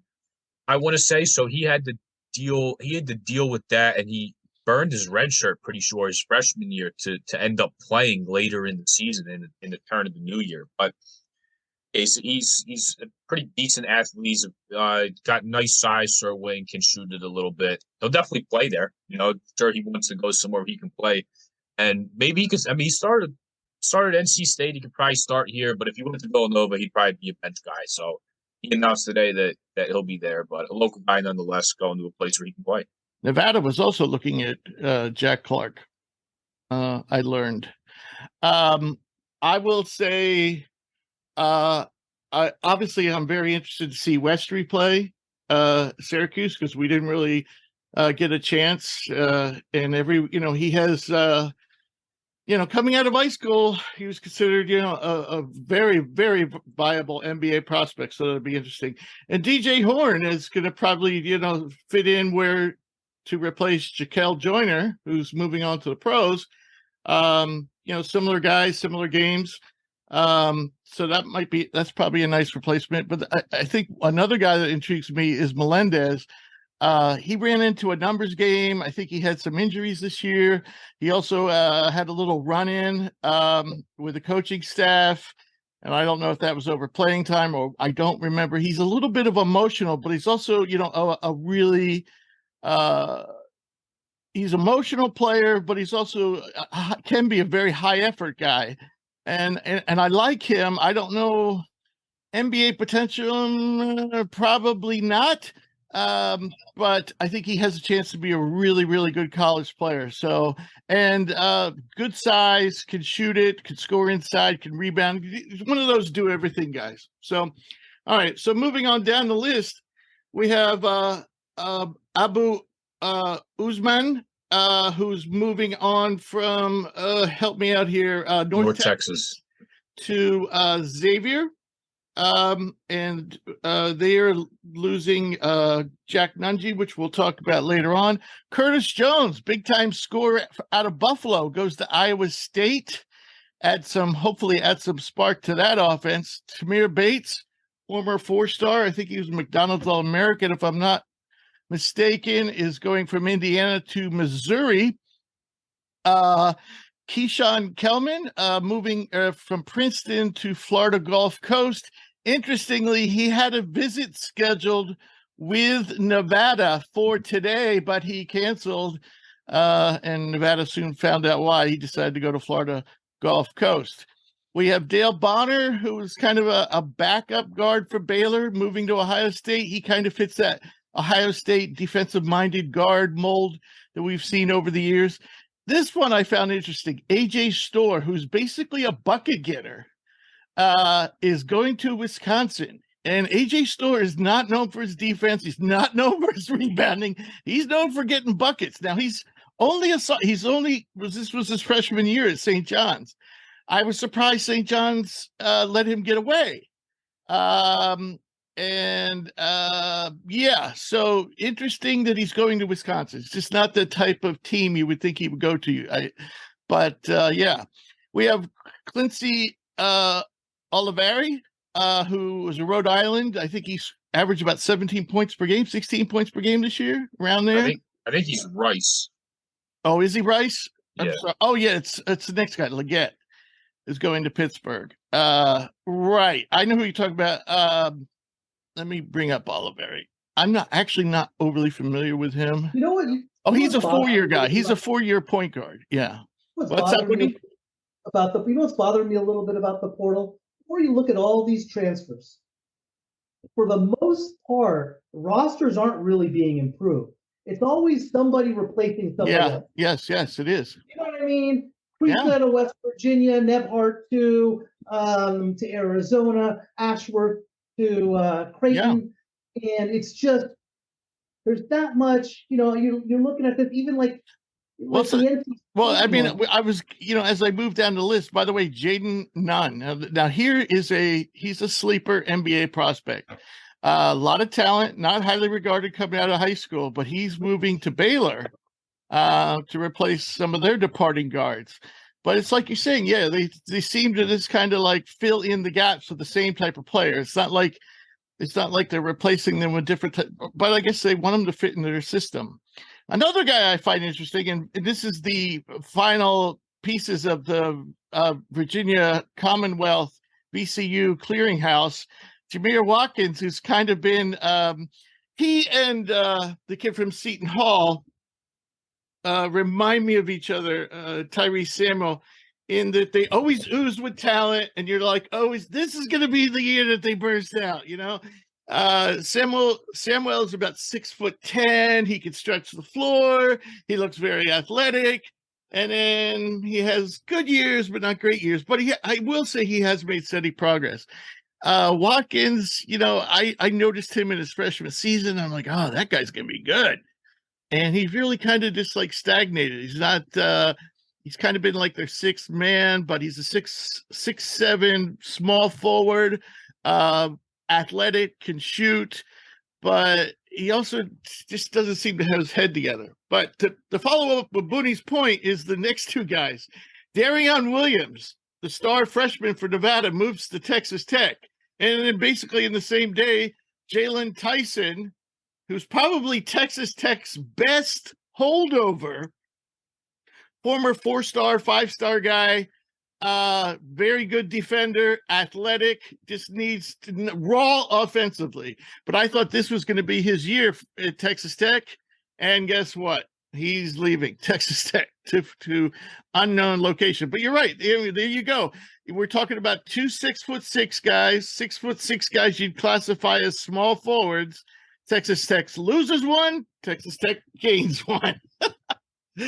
So of all the guys I mentioned, anyone intrigued by any, and believe it or not, we have more to go, but anybody intrigued by the guys I just mentioned? So a couple guys I want to point out. I really like Abu Usman for going from North Texas to Xavier. Obviously with Jack Nungy leaving, they need another body. You could even see some starting minutes. Jerome Hunter announced he's going to come back for another year. But he was their sixth man. Originally, he was the big that would come off the bench to spell either Freemantle or Nungy. And then with Freemantle coming back from his injury, if he doesn't decide to pursue a professional career, then it's nice because you got a guy in Freemantle who can stretch the floor. You can play with one in with Usman, who can score in the paint, who can block shots, who can grab offensive rebounds. I think it's a really good guy to slide right in there and take Jack Nungy's minutes. And then with these VCU guys, talking about Jaden Nunn going to Baylor. Baylor, very uncharacteristically, the perimeter defense was not very good this year. So I think as far as defense goes, this is a huge net positive, even though you're losing on the prolific scoring of LJ Cryer and the shooting. The defense will be better with Jaden Nunn there. And but I remember when they played St. Joe's and they ripped them to shreds because he started out like 9 for 9 in the first half and almost had 30 in the first half. Like I think he missed one. I think he maybe missed 2 shots in a free throw all game. Obviously that's an outlier game, but like you've seen it. You've seen it. So he's going to bring some. No. He's definitely made NBA people notice. Yeah. So, but it's I'm not even going to talk about offense here because it's a hard guy to replace with LJ Cryer who can shoot the lights out. But defensively is where Baylor will be a lot better with Jaden Nunn being there. And then Amir Watkins is interesting going to Florida State. Definitely fits like the mold of a Florida State guy. With his size and his defense. But this isn't a team that's been known for shooting. A guy that I'm actually going up on here because he's been committed for a couple of days. LaSalle's Josh Nickelberry, the 6th man of the year in the Atlantic 10, shot really well. He's also going to he's from LaSalle. He's also going to Florida State. In the last 2 years for Leonard Hamilton, they've been injury ridden. They've been sub 200 in 3-point percentage. At right around 33%. That's what Josh Nickelberry's going to go there and do. He's catch and shoot shots, can shoot up and move a little bit. They need a floor spacer. That's what he's going to go there and bring. He's going to bring it off the bench. But it's Amir Watkins definitely coming from VCU. And just that system, big, physical, athletic defenders, that sounds exactly like a Leonard Hamilton player to me. Yep. And of course, now we move on to the rest of the list. And this is guys where we're not sure where they're going yet. And that's led off by, I already mentioned Tyson of Texas Tech, but maybe even bigger is Matthew Cleveland, Florida State's best player, is in the portal. I was really surprised by that. You don't see many people leave Leonard Hamilton. So Cleveland, had been made strides. He had a poor freshman year, had a nice sophomore year this past year. Very surprised to see him leave, but he's going to be one of the prizes in the transfer portal. Notre Dame, the last remaining decent player, is in the portal, and that's freshman Ben Allen Lubin. Played, he's a 6'8", very athletic power forward. Got springs in his feet. And I thought he was going to be a star this year because they really didn't have anything left. Well, he's in the portal. Deshaun Ruffin, a former top 50 recruit, a little point guard for Ole Miss. He had trouble this year. 2 years ago, suffered, was it Achilles or ACL? Anybody know? Pretty bad season-ending injury. Came back this year, wasn't himself, and then had some trouble with the coaching staff, I believe. He had some trouble of some kind because he ultimately left the team. He entered the portal today. I guess he wanted to get a feel for Chris Beard before he definitely left, but I guess he didn't like what he saw. And then we have Max Asmith, who is down to Texas or Kansas State. So he's either going to be replacing Marcus Carr or Marquise Noel. I heard he's leaning towards Texas. Okay. I think I heard that too, Booney. Yep. Yeah. And then we have the prize of the whole crop, and that's Hunter Dickinson, who was rumored to be at Villanova this week and has already visited Maryland and Georgetown. So you guys have any comments on Cleveland, Lubin, Ruffin, Asmith, Dickinson? So Dickinson's the guy. I already talked about him beforehand. And again, let me just say the key word here when I say this about Villanova is he was rumored to be there. He's a hard guy to miss. You're not going to confuse him for anybody. So that was the part where I was like, well, can we get a confirmation on this? I was asking around, like, can I get a confirmation here? And from what I understand, that there's reason to believe that he was there. Maybe that was off campus regardless, but there was, it at least sounds like a meeting took place.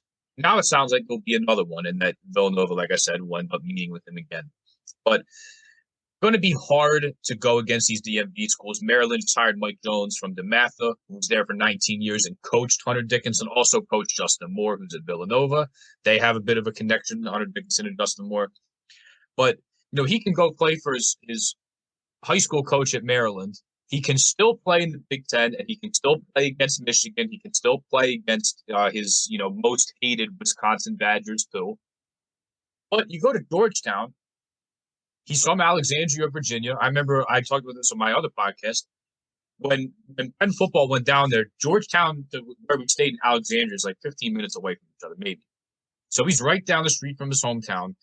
You get to go to a Big East program where he can certainly play and thrive under Ed Cooley. And with Ed Cooley's move he made, he seems like a villain. Georgetown's a program that they're kind of the villain with Ewing and Iverson and John Thompson. Those days are long gone. But still, you know what I mean? Back in the day, but we're talking how many years ago? 40 years ago. I think Ed Cooley might be trying to bring that back with the move he made, because he's a hated guy right now, especially in Providence. Oh yeah, Providence. Nobody else blames him. Just everybody's like, "Are you sure you know what you're doing?" I think where he screwed up was the timing. Yeah. Right. I mean, he took the job like 2 days after they just lost, and he signed new recruits. Now the speculation is like, was he recruiting for Georgetown when he was coaching Providence? I think that's where that would be uncool. I will tell you this: his team, the team he left over, has basically, beside Bynum, has basically stayed together. And the kid, a lot of George Mason's best players, and there were some good players on the team, have gone to Providence.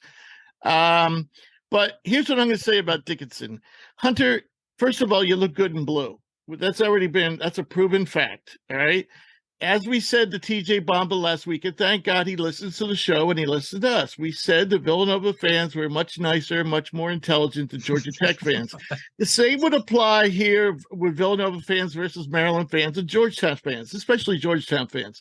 But more importantly, if you have any interest in winning a national championship, you will go to Villanova, because at Maryland, maybe you'll make the tournament. Maybe you'll win a game. Maybe.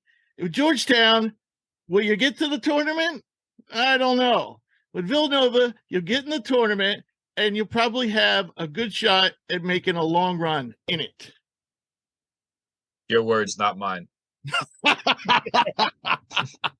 But my point being, Hunter Dickinson, he seems like a guy who's a villain. He comes in with a ski mask into games. He doesn't open that he's open that he doesn't like Wisconsin. I remember there was an interview, I think it was on Barstool Roundball Pod, and Phil Martelli came in when they were talking to Hunter Dickinson. He goes, if he doesn't play basketball, he'll make a great WWE villain.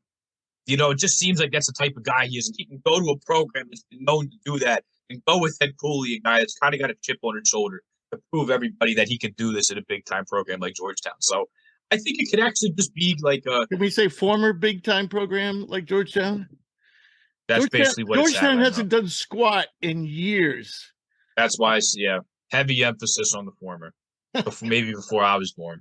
But regardless, you know what I mean? It just seems like it could be a personality fit, I guess. It seems like Ed Cooley. Yeah, I mean, I just think it's a reach.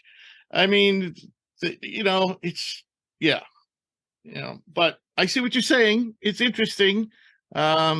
But, it's just so long ago, the disconnect with many people who don't follow college basketball history is just not going to be, there's not going to be a connection. All right, so moving on in the notebook, we're going to talk about NBA draft early entries, and there has been a lot since our last show. A lot of significant guys, and I'm going to start with, I'll list off the guys who are not expected to return. And again, I will, put an asterisk by this.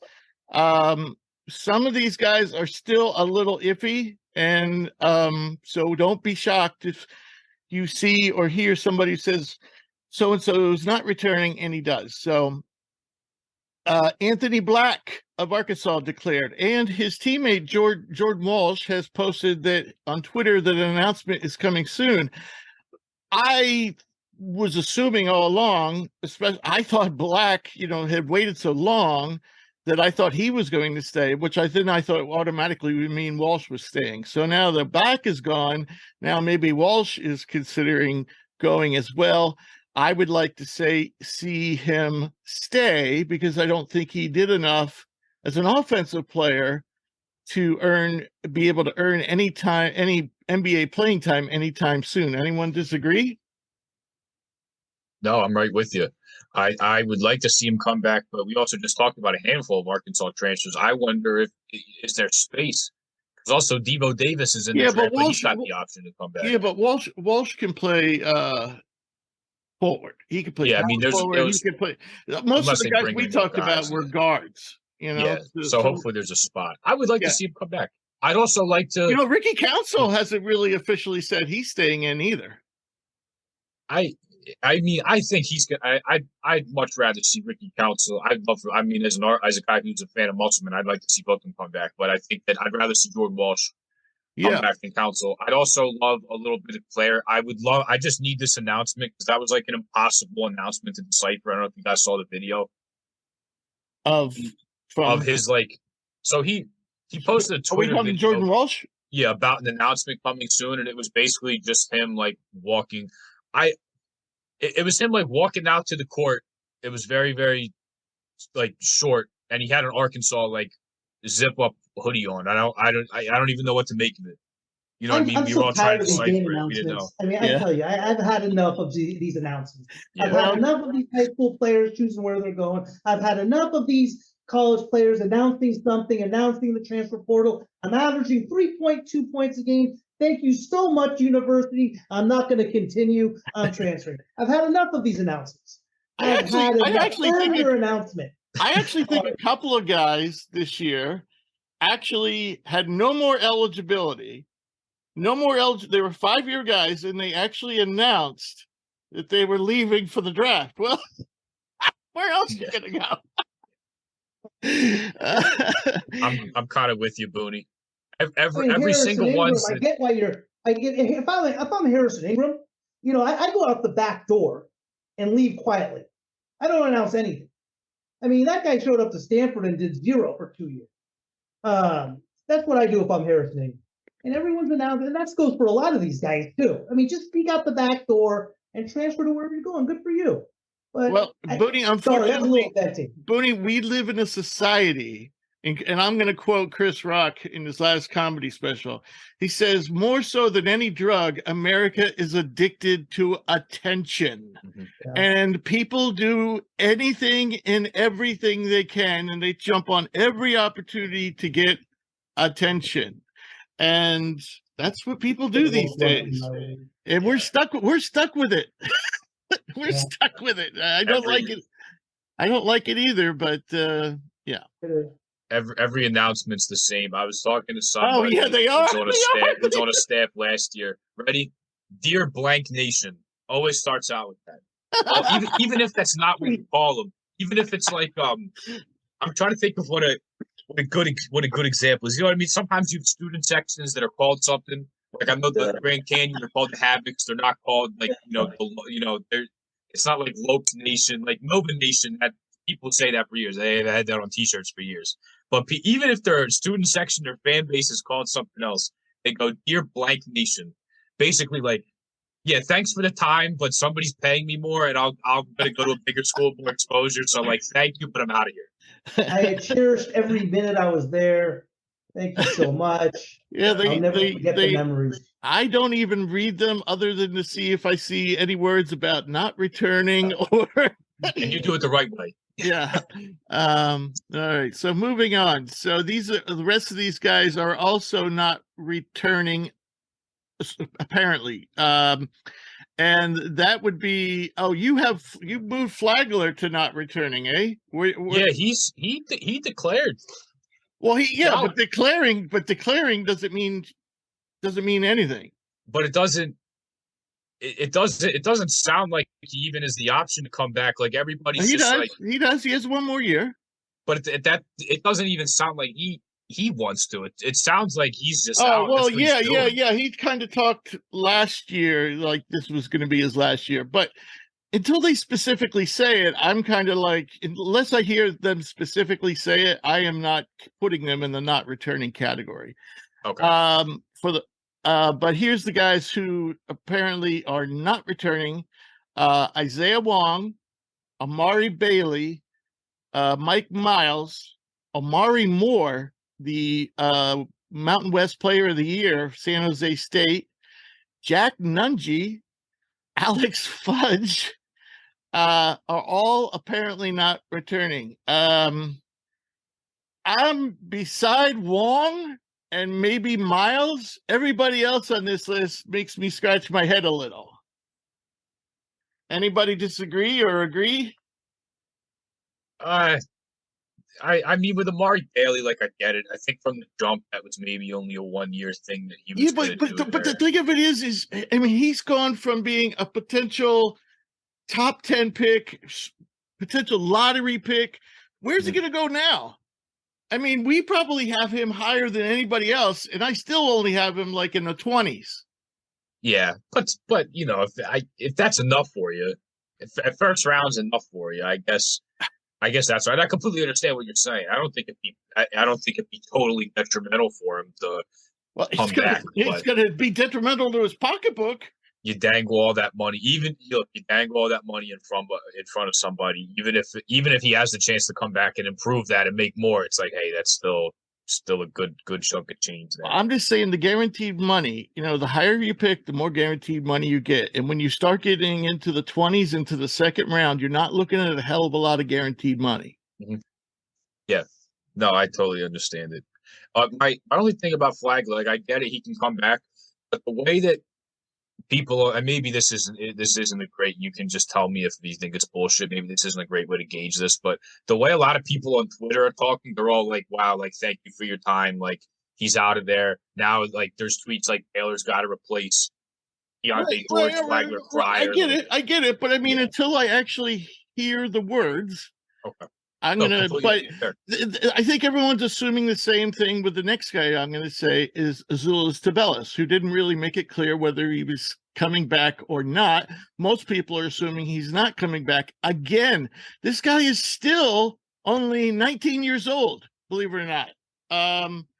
So isn't he 19? If he's 20, he's barely 20. He's not that. No, I think he is 20. But he's not that much older than Brandon Miller.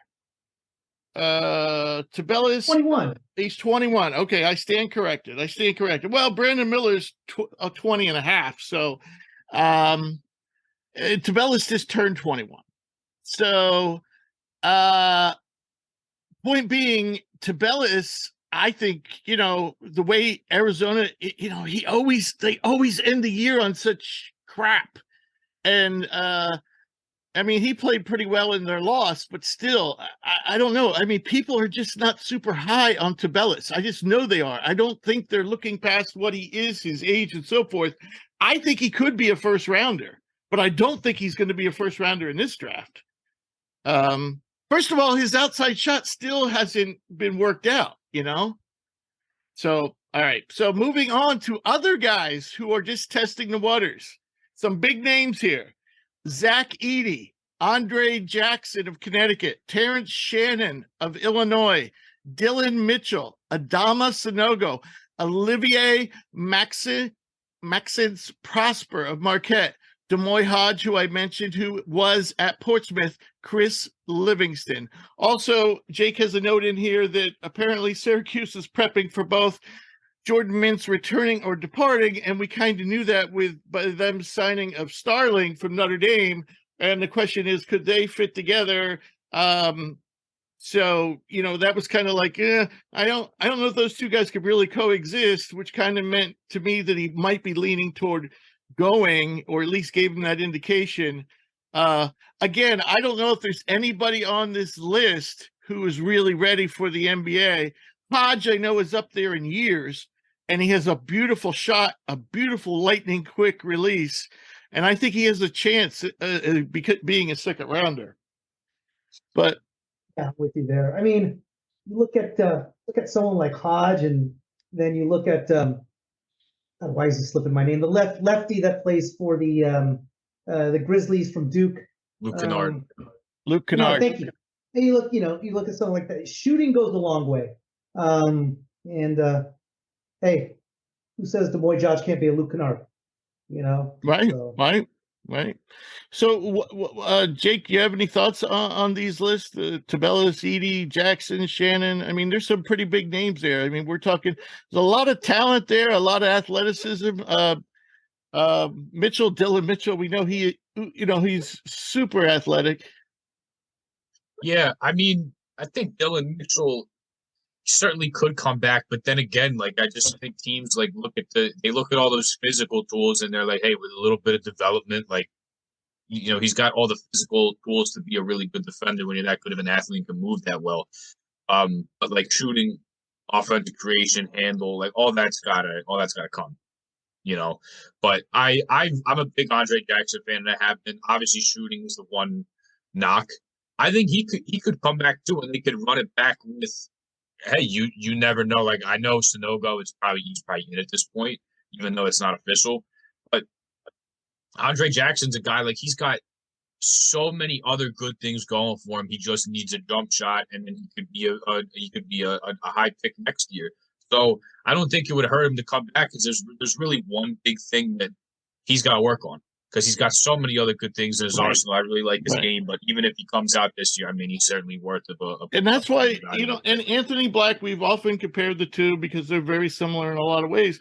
And that's why I was thinking, Anthony Black, I mean, he's probably, because of his age, just think if Jackson was Black's age, we'd probably have them both in that lottery territory, but, Black is already advanced. They're probably similar players right now, and they both need a jump shot. The difference is Black is about 2 or 3 years younger. Right. You think Sonogo is gone? Yeah. Well, he's gone. If he is, he's going straight to the G League because I don't think he's getting drafted.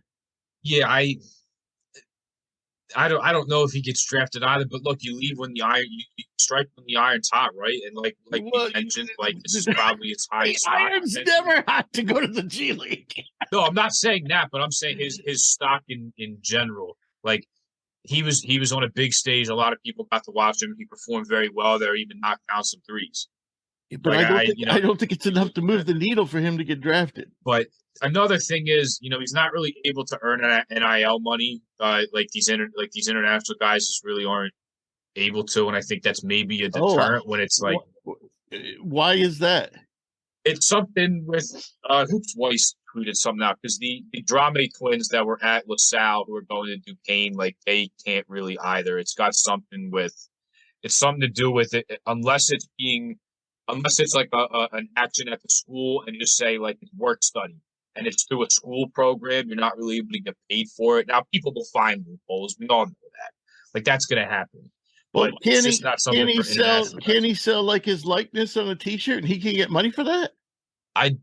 These international guys, it's a little hairy because like the only way they're allowed to be compensated is if it has to do with a school program. Huh. So it's a little shady with these international players because they're really just not able to earn money off of it. Well, that makes the story a little different. That would maybe affect Tabellus as well then. Yeah. Or even Edie. Edie's Canadian. Yeah, Edie's Canadian too. So I think it could it could affect him. So I think there's loopholes that people will get around. They'll get guys paid if they're at the program. Like any international guys at Kentucky, the guy just came back last week. Like you think he's not getting paid from Kentucky, like crazy. But I think that helps Sonogo's case as far as wanting to go to the draft. Right. Wanting to at least put your name. So I think it could benefit Sonogo and Andre Jackson. I think the one guy who was surefire we all knew could do it and was going to be a high pick was Hawkins. But these two guys, I think you could definitely make a case for doing either, for coming back or going to the draft. I personally just like Andre Jackson enough that I think he's worthy of a pick and a good one at that. Oh yeah. I think he's borderline first rounder. Yeah, absolutely. So another guy who actually we're talking about international ball, who's not declaring for the draft, nor is he in the transfer portal, and that's Grant Basile of Virginia Tech. Apparently has applied for dual citizenship in Italy and plans to go play pro ball. I don't know if he's playing pro ball there right this minute because that's a possibility. He can do that. But actually that might make him eligible for this year's draft. I believe the plan is for I don't know. That's a little gray area. But I believe the plan is for him to play pro ball in Italy next year, which will then make him automatically eligible for next year's draft. Of course, I think he's signing a multi-year contract. The irony of this, or the interesting part about this, is when we talked about Grant Basile on Stock Rising, I can remember my own words saying he's perfect for European ball. And I like Grant Basile, but he reminds me of a European player. And so he's beating them to the punch. I guess someone made him an offer, and he's probably getting, usually the Italian league plays pretty well. So good luck to Grant, and we will be talking about him probably next year again in the draft. Right now, he's in our top 200. Though, if the draft was today, I can't see him being drafted. I mean, if he was eligible, I can't see him being drafted. We were thinking he was going to stay one more year at Virginia Tech. So the final piece to our college notebook, Jake, do you want to run with this? It concerns Baker Dunleavy, the former head coach at Quinnipiac.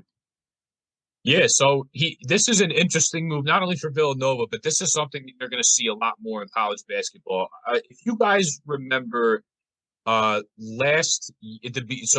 last season, Duke was actually the trailblazers with this. They hired a lady named Rachel Baker, which she's actually a Big Five now. She went to LaSalle and was a lacrosse player there. But she worked for Nike, working in marketing with the EYBL. She worked with KD on marketing partnerships with his shoe line and everything. And she was hired to basically be the general manager, just not really. Well, I believe her position actually is general manager. It's going to be along the same things here that is going to be happening with Baker Dunleavy at Villanova. But essentially, he's the NIL coordinator for the men's and the women's basketball team. So he'll be the guy who finds you the deals. He'll work with the transfer portal, because I think what's happened with the transfer portal now is basically, and maybe I shouldn't even say think, but what's happening here is guys put their name in, and sometimes they come back because they just want to see how much schools are willing to throw at them, and if it's not what they want, then they'll come back. Now, you do realize what you're talking about is technically illegal. But is that not what's happening? NCAA rules.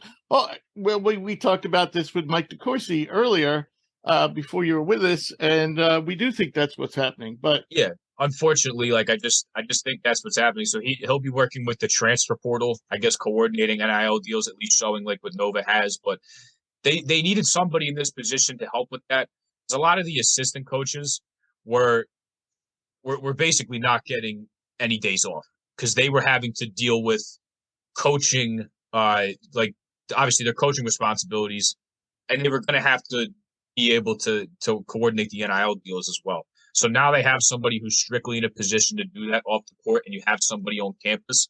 Because I know what's happening, like with the startup that I work for, we just signed or whatever. Like, we now represent Jordan Longini, so he's an outside person that does it for him now. A lot of these big time college players now have agents. So now what happens is you have a person on campus, you have a point of contact on your campus of your school that can help the student athletes with this, that they won't need to kind of have a middleman. They're already going to have somebody on their campus to do this with. Right. So you're going to see this a lot more now that NIL is so big. You're going to want to offer the student athletes every resource at their disposal. And part of that comes with somebody who already works for your program and is a part of your team. It's going to help you with these NIL deals now. It's going to be easier for the coaches to not have to do this.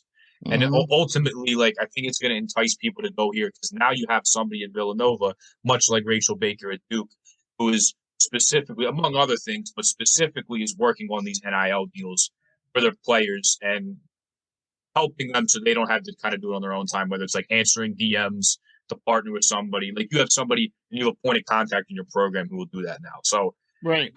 How many schools? Go ahead. I'm sorry. I didn't mean to. I was just going to say, it's interesting that he resigned from a 6-year stint at Quinnipiac, but he played at Nova. He was an assistant and associate head coach there. So like I said, Duke's done this with Rachel Baker. Nova's now done this, and you will continue to see schools do this. I think this is now that this is basically it's business now. You're almost going to treat it like it's a pro team. Every pro team's got one, right. General manager. I think you're going to see this a lot more often in college basketball. Yeah, I think it's kind of a poor name for it, though, because when we think of general manager, we think of people who's kind of in charge of structuring the roster and so forth and so on. not so much lining up finances. I don't know, financial manager or something like that. But anyway, so how many? Just a handful of schools right now have these general managers? As far as I know, it's only Duke and Villanova. Because Duke hired Rachel Baker before the season started last year. And now you have Villanova that realizes this is a huge need for them. Right. Now they've hired one. So these, as far as I know, these are Duke and Villanova are the only schools that have done this. There you go, Bunny. There's another avenue back into basketball. Yeah, be the NIL guy. Yeah. Yeah. Sounds like Stanford really needs one of these. Stanford doesn't have any NIL. There you go. Make it happen. No, I believe Bunny. We didn't get a chance to ask Decourcy this, but to my knowledge, the only major schools that I know that aren't participating are Cal, Stanford, and the Ivy Leagues, right? So I got word. I heard that's correct. I heard word that just recently Stanford has decided they're in. They're going to be committed to it. But I did speak with some alumni as well who said that that's not their field. That's not their take on it. So it's a little early. We'll see. But you also heard that Cal was very much considering it, correct? Correct. Yeah, absolutely. 100%. So, yeah, we'll see. Right. We'll see. Right. Okay. So before, in between, Booney was here for the Decourcy interview, and then Jake was here for our interview with Jarod Lucas, which just took place a couple hours ago, which we are going to roll right now. We were talking about shooters who can get the ball off quickly, like Demoy Hodge. Jarod would also fall into that category.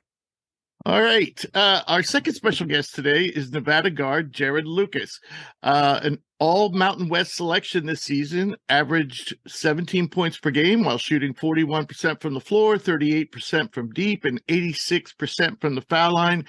Jarod ranked in the top 10 of the conference for points, effective field goal percentage, three-pointers made, free throws made, and win shares. He also led the conference with a turnover percentage of just 6.9, which is more impressive considering your usage percentage. And if you study film, you know he is one of the best off-screen shooters in the country. Jarod, it's great to have you on the show. How you doing today? I'm doing good. Thank you. That was quite the introduction. I appreciate it. Not a problem. Not a problem. Been following you since your freshman season, so it's a pleasure to meet you. So I hear you have a special announcement tomorrow, but this show won't be posted till after your announcement. So would you mind letting it roll right now as if you were doing it for real? Yeah. So like you said, I'll be announcing it tomorrow, but whenever you guys put this out, I'm going to come back to Nevada for a fifth year. That was me clapping. It's our studio audience. What factored into your decision? What made you go that direction? I know Trevor and I had been talking about you coming on the show for a while, and he was kind of feeling you out, wasn't sure what direction you were going to go. So ultimately, what were the things you were weighing, and what ultimately led you to this decision? There were a couple of things that factored in. Obviously I played, 4 years of college basketball. In all 4 years I played good minutes too. So, I was also thinking, do I want to get started on my professional career? Because obviously every younger kid dreams about playing professionally.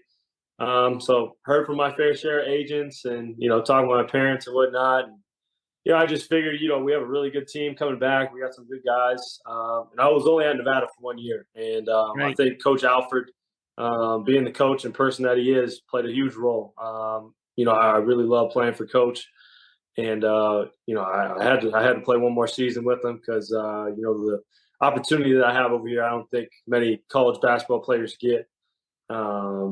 Just with being close to home, and a coach that's very similar to me. Obviously Coach Alford was a whole different breed, but I think we do kind of have our fair share of similarities between our games. So the professional route will always be there, but come back to Nevada for another year is what's going to happen. All right, great. I don't know if I know you're not old enough to have seen your coach play, but he was one of the best shooters in college basketball history. So, yeah.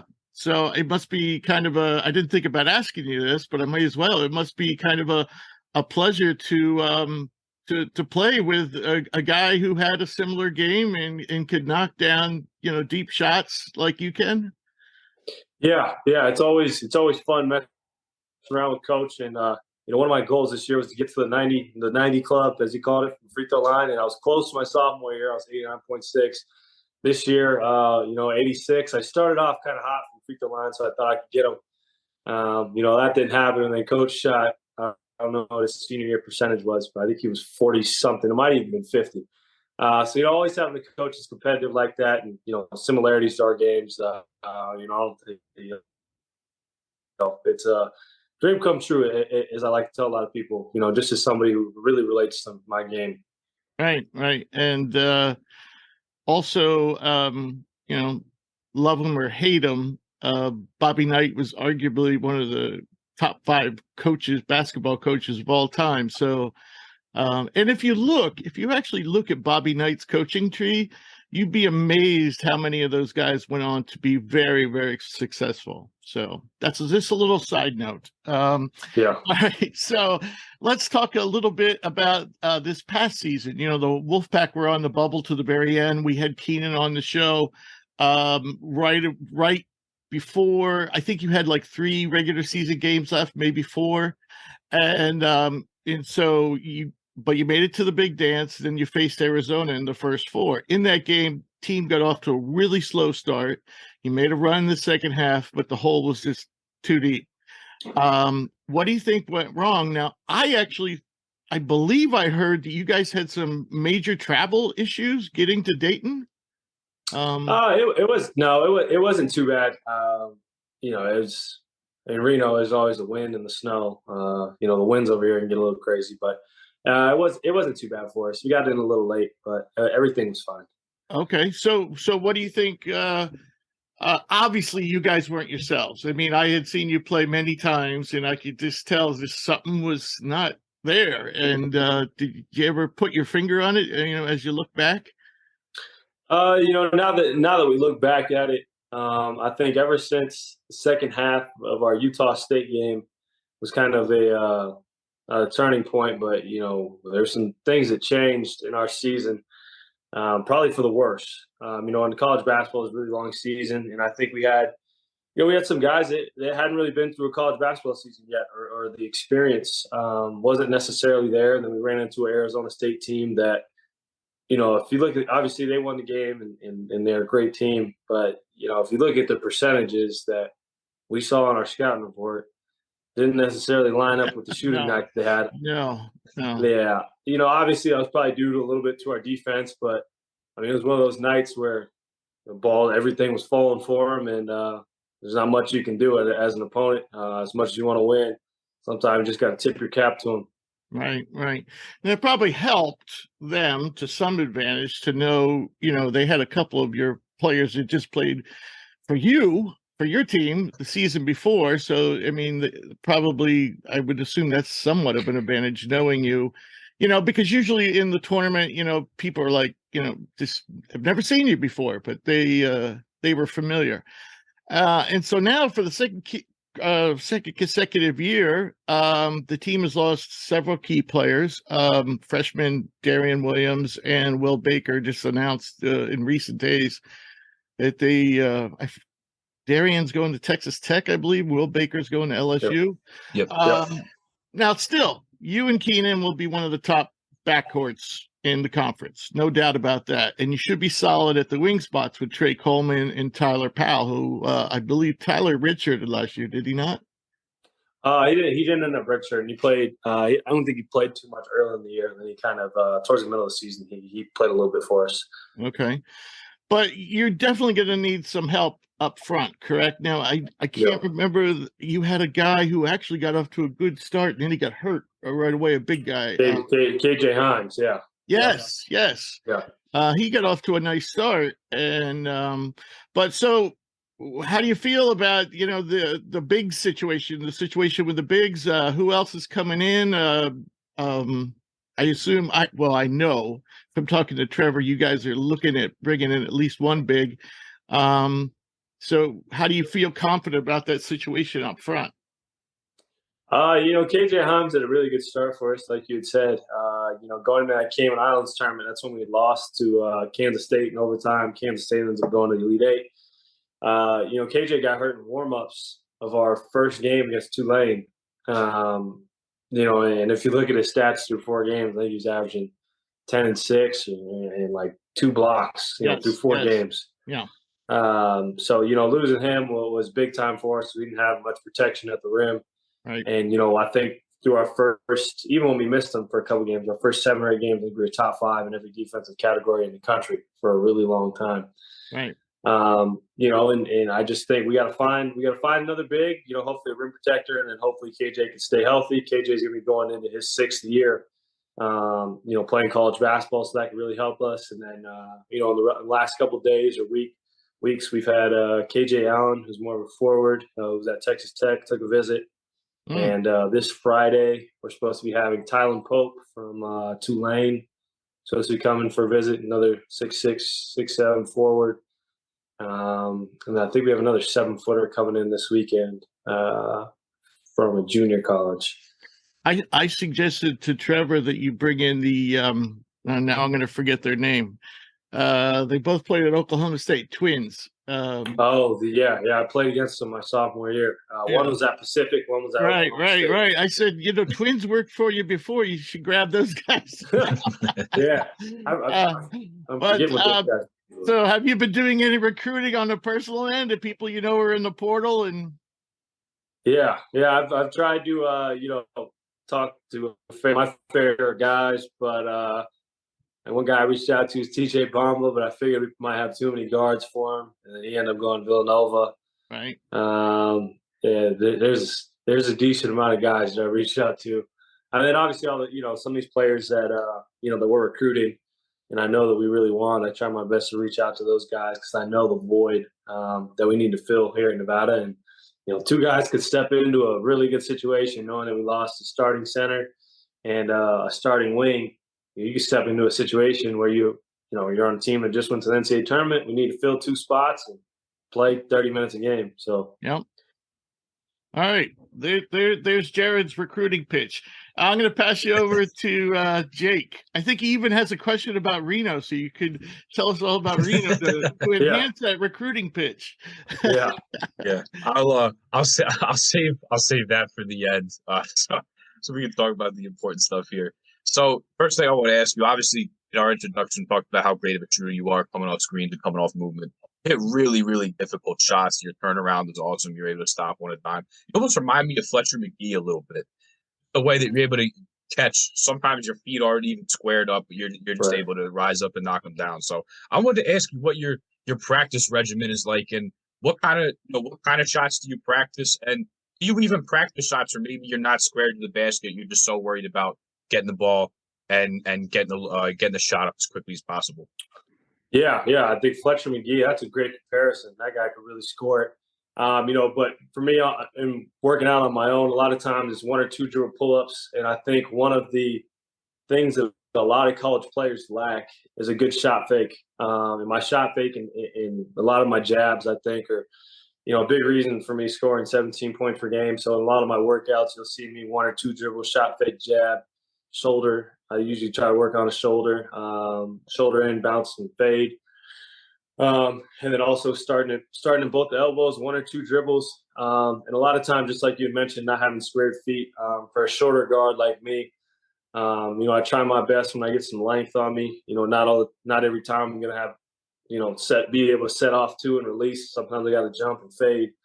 So a lot of times in my workouts, you may see, obviously as a right-handed shooter, right foot's in front of the left. And, there's times when I shoot, my left foot's in front of the right, which is a thing that I'm trying to work on to get out of my game, but it's also been pretty effective for me too. There's a bunch of little different pieces that I take, and a lot of people just like to label me as a shooter. But I think transferring here in Nevada has kind of showed, my whole game and showing that I can really score the ball too. Okay. I like how you talked about the left foot in front of the right. I've been training 8, 9, and 10-year-olds. I'm trying to get them to do the same thing and Yeah. get the free square to do it right. So next one I got for you, you mentioned you play a lot of minutes. It's part of the reason why you're going to come back because you get to log so much and you get to be out on the court. But last 2 teams you've been on, Oregon State and then at Nevada, you've led your team in minutes both times. And, not only is that huge because you're out there a lot, but you're also doing a lot of running, coming off screens and trying to get yourself open and get shots. So not only, do I want to ask you, I already asked you about the shots that you practice, but what's kind of your conditioning like to stay in such great shape and be able to produce at a high level and play that much? I think it goes with reps. Just like I heard the other night on TNT when you talk about Steph Curry, running around and doing all that different stuff in your workout. I'm not saying that I'm similar to Steph Curry and whatnot, but there's parts of your game, especially as a shooter and a guy like me who comes off screens a lot, where you really have to be well trained and your motor's got to be different than most other players, and especially somebody like me who's not the fastest. I take a lot of pride in having to change of pace coming off screens. So for me, it's usually in the summer. Once I get into season, I try my best to do stuff, but not too much. To save my legs, but working out in altitude like we are here in Reno, it's like 4,500 feet. That always helps. And then I really just want to save my reps. A lot of my reps I don't take off. It's full speed, starting the half court, transition threes, and then head under the rim. Fake one way, go the other. So it's a lot of different reps, but being consistent with it.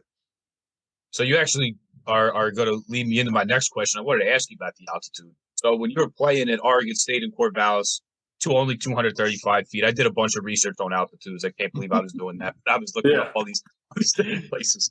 So you weren't far in altitude there. Then you mentioned how far above sea level you are at Nevada. And now you play in the Mountain West. And you would go to Utah and Colorado when you were at Oregon State. But the Mountain West is so weird when you look at the wide ranges of altitude. You go to a San Diego State that's pretty much on the beach right at sea level. San Jose State, Fresno State, pretty much at sea level. But then you got to go to Wyoming, Colorado State, Air Force, Utah State, played in Albuquerque. And you go to places with all these different altitudes that are so high up. So I figured you'd be the perfect guy to ask, given how many minutes you play and given how much you run. Does the altitude affect you? Is there any? I know is it a myth? Do you think it's real? Why? What are your thoughts on that? That's a really good question. Now, when I was at Oregon State, and like you mentioned, Utah and Colorado. Utah is about 4,000, and I never felt it. Played there 3 times, never felt it. Colorado, I think, is 6,000 or 5,000 something. In Colorado, I felt it. And when I was at Oregon State, I was one of those games. And if you look at scores, both times my team got blasted by like 30. And that's a real thing. When I was at Oregon State, not practicing it. Then I go to Nevada, and I never felt it one time. And then you play at the highest altitude in college basketball at Wyoming.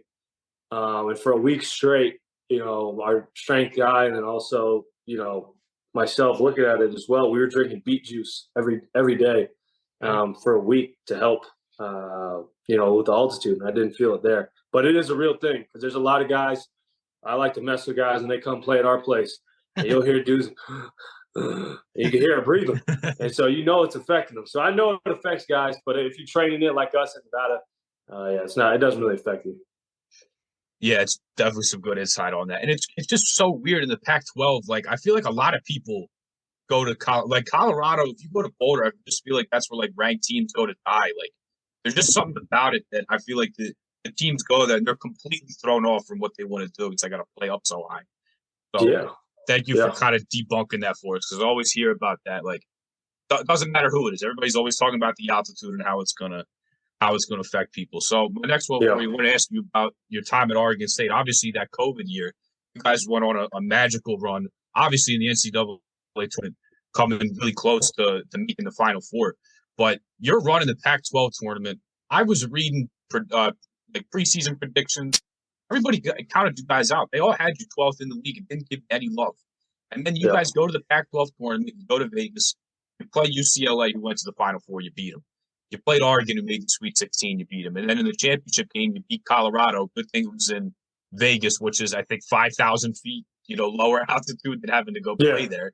But you beat them, and they won a game in the tournament too. So when you guys were there, was there like a pregame meeting about the circumstance, because you played three teams that knew they were comfortably in the field, and you Correct. guys went there, and every single game was do or die for you. So how did you guys stay loose? How were you able to play kind of with your backs against the wall, unlike the other teams? And then at what point when you guys were there, were you like, hey, like we can really win this thing and then go on a run? Yeah, I think it all kind of started when we had played, and I've asked this question before, and, most people, outside looking in, it's hard to tell. But when we played at Utah, we won at Utah, which was a road game for us. This was 3 games before we got to the tournament. One at Utah, and then I think we won at Cal. And we went home and we played Oregon, and Oregon was playing for the Pac-12 championship game. If they won, they were going to win it outright. And they won. And I remember going back to the locker room and telling the guys, we're going to get that matchup again. We're going to get them in the Pac-12 semis. And because we could hear them celebrating their Pac-12 championship, regular season title in the other locker room. I was telling the guys, and the coach wasn't even in yet. Coach Tingle wasn't even in yet. So we're going to remember this, hear this right now. And then we kind of get the draw that we want. And, kind of because Arizona that year had the postseason ban, we were the 6th seed. So Arizona was a 5. Arizona couldn't play in the postseason. We got bumped up to the 5, which kind of led us to a first-round bye. We get a UCLA team, that I don't know. It kind of looked like they weren't going to get into the tournament. They lost 3 in a row. Us was 4 in a row. And then we go on and play Oregon, Christian Duarte and Eugene Amarui, beat him, and then go to the Pac-12 final, and we beat McKinley Wright in Colorado. So it was a special run, but we could kind of tell 2 weeks before we were in good shape, and we knew that we were a whole different team. Gotcha. That's awesome. I that's crazy that I guess I didn't even realize that you guys were that was your opponent when they wrapped up the regular season championship. So now I want to ask you about your Elite Eight run. I mean, you've probably been asking a million questions about it, but I got to ask about it because it was one of the more improbable ones I've ever seen. Like, I was in the building. I'm from the Philadelphia area, so I saw St. Peter's beat Purdue last year, and even that was like crazy. No one ever thought that would have happened. Princeton makes a Sweet 16 this year, but your guys was just it was so improbable because you beat a good Tennessee team. You beat Oklahoma State with the #1 pick on your team. You guys just seem to just beat everybody. And I almost felt like every time I watched you guys, it was like they're just not going to lose. It's crazy to me how they just had a turnaround like this where you guys were just unbeatable. So would you say that was – I mean, I'm sure I kind of know what your answers could be on this, but would you say that was the highlight of your career? And I don't just want to ask that as like a yes or no question, but what are some other ones you throw in there that I guess are kind of up there with that run that you went on? Yeah, that Elite Eight run was special. Being able to knock off, and we beat Tennessee pretty good too. We were up like 25 on them. And then that next game, #1 pick, Cade Cunningham, I think we were up 18 or 20 on them too. And they came back and worked their way back in. And then Loyola Chicago, and then losing to Houston, but almost beating Houston too to get to the Final Four.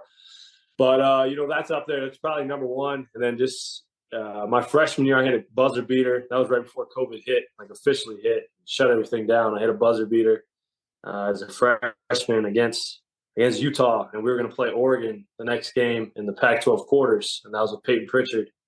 That was another highlight. And then I think here at Nevada, even though we struggled to finish the season, we had some really good moments. And I think, now that San Diego State went to a national championship, being able to score 26 on a national runner-up, that's pretty cool too. Yeah, I would say. Would you say that win you guys had at the Pit is up there too? Because I remember like watching that game. I've been destroyed. I tell Rich all the time, like my sleep schedule just was non-existent watching all your Mountain West games out there. Oh yeah, late nights. All those late endings. And awesome. they all went to overtime. Yeah, every time I watch a Mountain West game, it goes to OT, goes to double OT, end up going to bed at like 2:30, and my sleep schedule is just destroyed. But that's what I got for you. So I have family in Vegas. I've been there 10 times, only twice legally. I've only been there twice when I was 21. Yeah. But I've never been up to Reno before. Like I as a big college basketball fan, I see the home court advantage you guys have there, which is great. I'd love to get up there for a game. You guys are almost unbeatable at home with your only loss coming in overtime at the death. So besides me going up there for a game, which I'd like to, and I'm a Mountain West fan in general, it's a great conference. How can you convince me to get up to Reno, and I guess or even recruits too? Like, what are some selling points to play in Reno and be in that city? Well, a telling point for me as a recruit was Reno's 15 minutes from California border, Northern California border. So we're a lot closer than people think. We're an hour and 30 minutes from Sacramento. So we're close to Northern California. And also, Reno's really, really, really expanding at a really quick rate. And, also the casinos and hotels downtown. So a lot of people, it's a smaller Vegas, and I really like it. Being a Southern California kid, I've loved it over here. And then, with a lot of people not realizing how close we are to California, Lake Tahoe, you're a Philly guy, so I don't know if you've ever heard of Lake Tahoe, but Lake Tahoe is about 40 minutes up from where we're at. And, a lot of people, when I was up there, I've been up there 8-9 times in the last year. A lot of Europeans, a lot of people visit Lake Tahoe because it's beautiful. One of the prettiest places I've ever been.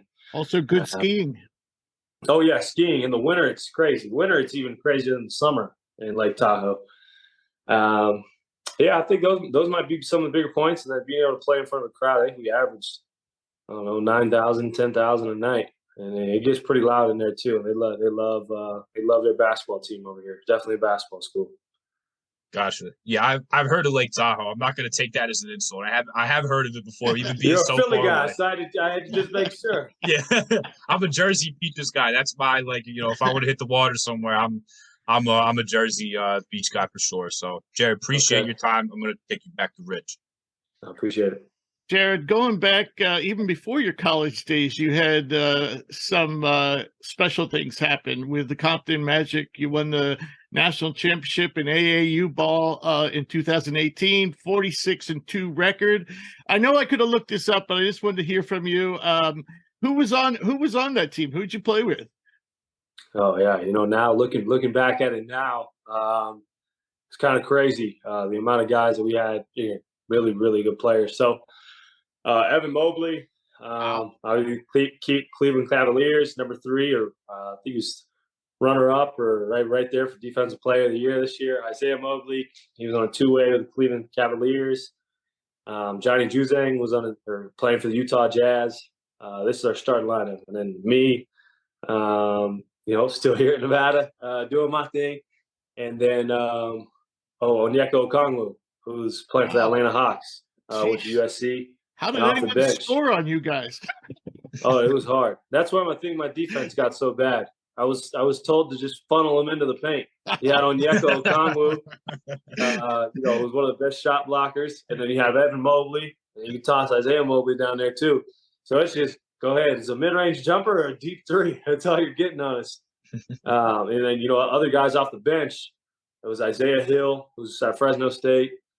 He's one of their better players, all conference in the Mountain West. And then off the bench, it was Jalen Clark, who just put his name in the draft. Yeah. And then Dalen Terry played with us 16 to 17 back and forth. And he was, he's on the Bulls. Yeah. A ton of guys that excel on defense too. Terry and Clark. Wow. What a team. Yeah. What a team. Surprised you lost 2 games. Lost at the buzzer both times. So you brought up the Mobleys, and just like them, you come from a basketball family, and your dad coached you in high school. What was it like growing up with a coach? And do you think it helped you see the game differently than most other kids growing up?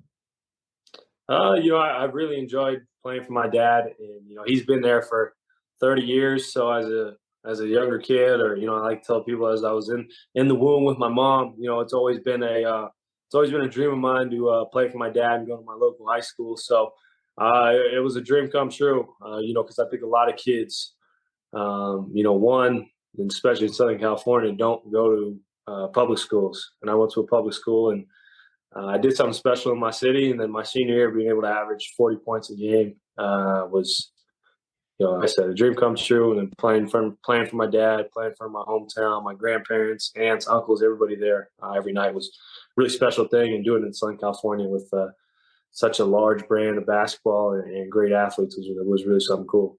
Right. And I think you're the 3rd all-time leading scorer in California state history.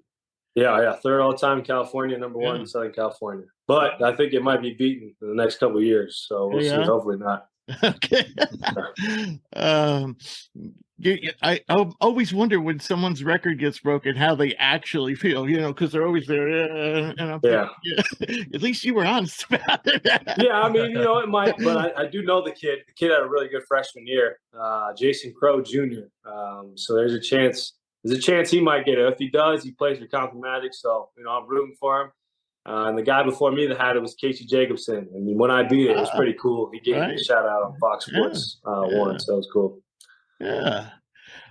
He often does Mountain West games for Fox. Yeah. Yep. All right. So here at Hoops Prospects, we often have interns. Okay.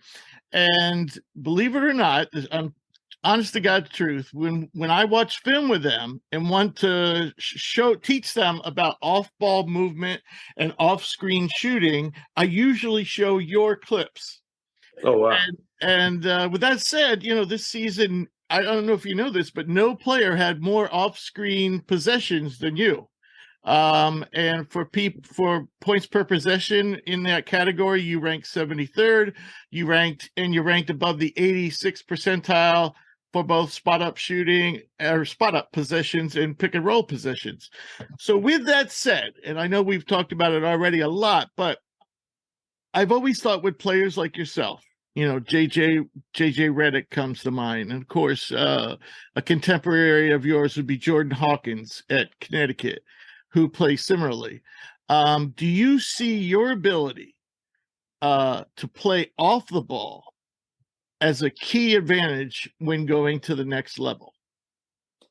Yeah. I think just because of, one, playing for Coach Alford the last couple of years, I've learned so many things that I don't think most college basketball players or basketball players in general get. I'm with one of the best shooters of all time, learning from him on a daily basis. And then I just think, off-screen movement isn't the easiest. There's a lot that comes into before the play even happens. I think that is one of my better traits, and I think that's something that can really propel me in my basketball career once I get into that professional and make that next step. My off-ball movement, I don't think there's too many people better than mine, and then I think my ability to have quick feet really helps, and then, having a quick release, it's hard to guard, especially when you put length on me, and if you put a shorter guy on me, I'll probably shoot over most of the time. Right. It's also one of the prettiest plays to watch in basketball. See a guy come off the screen and immediately go up and sink it. But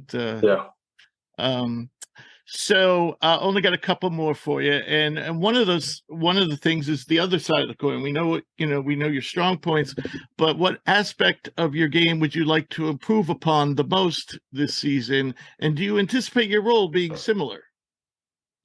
Yeah, I anticipate my role to be pretty similar. One thing personally I'm working on, and working on it this morning, and working on it for the rest of the preseason leading up to the start of our first game, is making moves off the bounce. I felt like this year, a lot of times I'm going off screens, and I showed that I'm more than just a shooter this year, and I can really score the ball at a high level. So I think one of the next steps is showing that I can score it off the bounce. Because I felt like this year I didn't do the best that I could have. So that's something I'm really focusing on. And the defensive end, I felt like I made some strides earlier in the year here in Nevada, and then I kind of didn't do the best that I could have towards the end of the year. So that'll be a focus of maintaining that high level of defense throughout the whole year, because I know early in the year I was really happy with the way I was guarding. And I got to the point where once we got into conference, I felt like I kind of slacked off a little bit. So being consistent there is another thing I'm willing to do. Okay.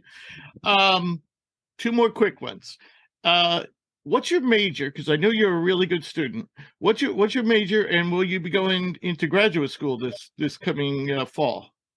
Yeah. So, I like to explain to people so they don't think I'm, the dumbest. But anyway, so when I was at Oregon State, I was trying to graduate in 3 years. That was my goal, and I was 2 classes away from doing it.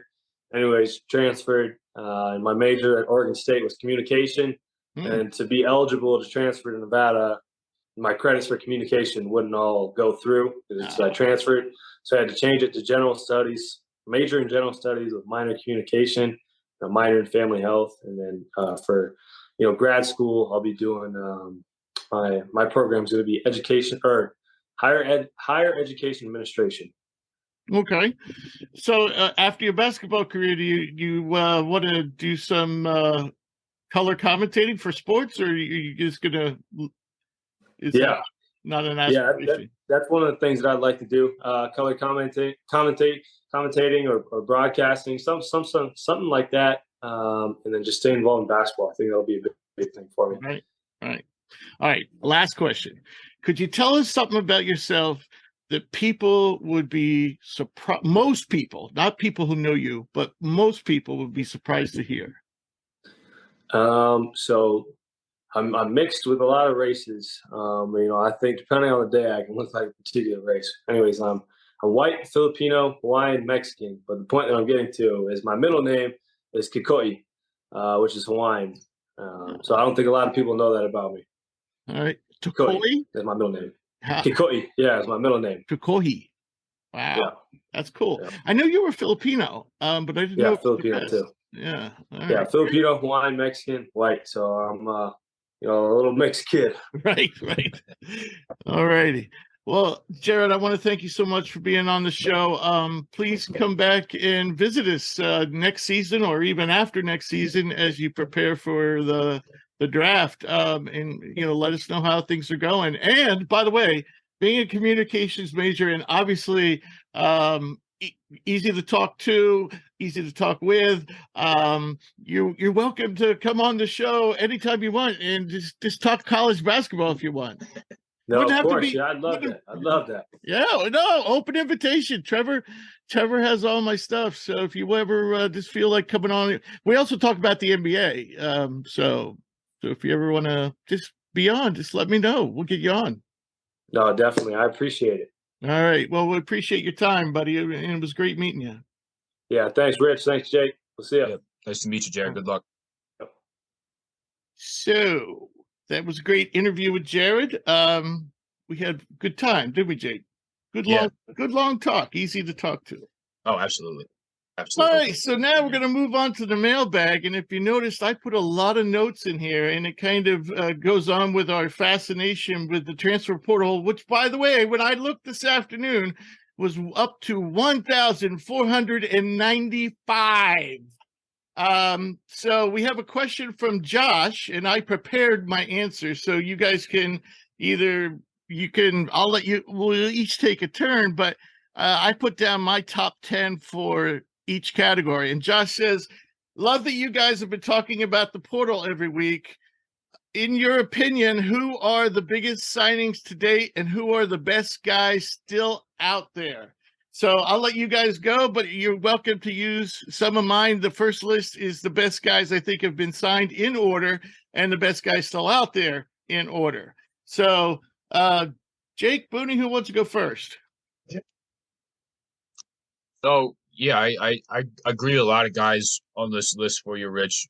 LJ Cryer, I think, is certainly up there. I mean, a guy that is going to bring much needed shooting to Houston. Obviously, his defense leaves a lot to be desired, but he's going to go to a defensive system where I think Kelvin Sampson is going to be able to maybe not mask him, but at the same time is going to make it work.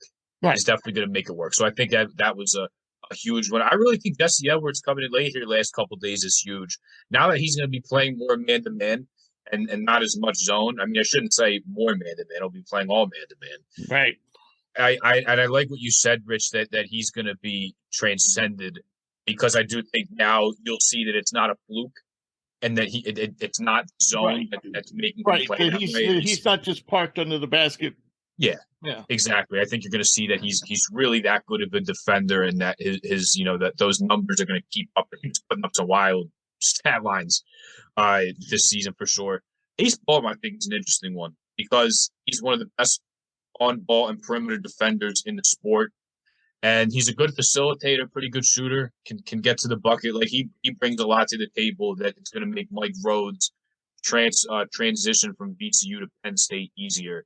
An interesting one here for me is Brandon Murray going to Ole Miss, now on his third school in 3 years. Of course, the two previous schools he was at, they just lost their coach and probably caught in a bad situation. But he's super athletic wing, can shoot a little bit, can get to the hole. That's a big time commitment for Chris Beard. And then, I've talked at length about how much I like TJ Bamba at Villanova. It fills a huge need, and it gives him one of the more talented guys, obviously, in the portal that have committed so far. And then with these guys that are still out there, I mean, Hunter Dickinson, you can make the argument, and I don't even know how much of an argument there is, because you have a perennial double-double who blocks shots and who's shown the ability to step out. I talked about it on my podcast a couple of days ago. Small volume of shots, of jumpers, but he's shown that he's comfortable stepping into them and taking them. He's one of the best, if not the best, transfer ever in the history of the portal. So obviously that for me is the one that sticks out. Ryan Nembhard's huge too. I feel like we're just kind of waiting for his impending commitment to Arizona. And then another one I'll talk about that I touched on is Hakeem Hart with Maryland. He's also a guy that Villanova's looking at. When they can bring in a guy who's from Philly, who's a fifth year, who's going to bring experience, gives them a wing who's got some size and some length that'll fit what they want to do on defense and play positionless. And hey, if you want to play for Villanova, you got to shoot the ball, and this guy's going to be able to do it for you. So I think if he goes to Villanova, which I think he might, wouldn't be the first time I got a guy committing to Villanova, Rich. I think he could commit the coming days. He'll fill a need and definitely bring some experience, some defense, and some shooting to Villanova. It would be a great pickup, especially for a Philly guy. Right. Booney, who do you like as in terms of the best guys who've been signed so far and the best guys that are still out there? There's two backcourts I'm going to really, really like next year. First is the two transfers of Tremont Mark and Khalif Battle at Arkansas. I think they're going to be something special. Both extremely athletic, both can score at all three levels, and I think they're going to do some damage next year. The other one I'm going to disagree with you a little bit on, Rich, is I believe that Starling and if Mintz come back, are going to play excellent together. I think they are going to be an exciting backcourt. They certainly will have the talent to do so. Yeah, whether they do or not, it's a different question, right? That's just everything else. But I do like the combination. They have the potential to be one of the best backcourts in the country as well. Agreed. Kel'el Ware going to Indiana is going to be really interesting, right? With as much hype as they come out with. I forgot him. Good catch. Good catch. Going to Oregon and the disappointment he was going to Indiana. A little bit of prime time as far as college basketball goes, and see how he shines in that in the Big Ten. Obviously, for me, the most interesting is Caleb Love, right? Going to Michigan. I tell you who I think who's going to be the best transfer, and that's TJ Bamba. Is an excellent prototypical three-man that played unbelievable for Washington State, but just did not receive that type of spotlight somebody from Pullman receives. And I think him being in the Big East with his skill set, look out for TJ Bamba this year. Right. Good catch on Kel'el Ware. I'll just read my list to Josh, person who asked the question. I will insert Kel'el Ware where I think I would put Ware. I have LJ Cryer number 1. And I put Ware number 2. The next JJ Starling, Love, and I put that with an asterisk because I'm a little wary of Caleb Love. Jesse Edwards, Tremont Mark, Ace Baldwin, Brandon Murray, Jamison Battle of Ohio State, which I think is a very underrated pickup from Ohio State. Walter Clayton of Florida going to Florida, and TJ Bamba going to Nova. As far as the best guys out there still, I have Dickinson number 1, Ryan Nembhard number 2, Matthew Cleveland 3, Ontario Morris 4, Musa Cisse. He would look good in a Villanova uniform blocking shots.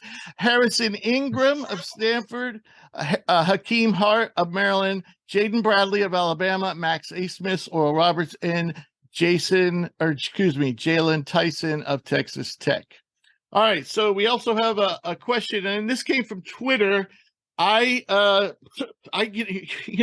you put out a tweet and like 3 people read it and nobody likes it and nobody retweets it, and that's usually what you expect. And every once in a while you put out a tweet, you don't think anything of it, and then it gets retweeted 100,000 times. So that's basically what happened to me over the weekend. I tweeted something out about Alabama, and what I said was, based on the people leaving the program I was also considering their so-so recruiting class coming in, plus what they've done in the portal, which hasn't been much, that Alabama's cupboard was looking pretty bare. And I think that was kind of expected based on what all that had transpired there this year.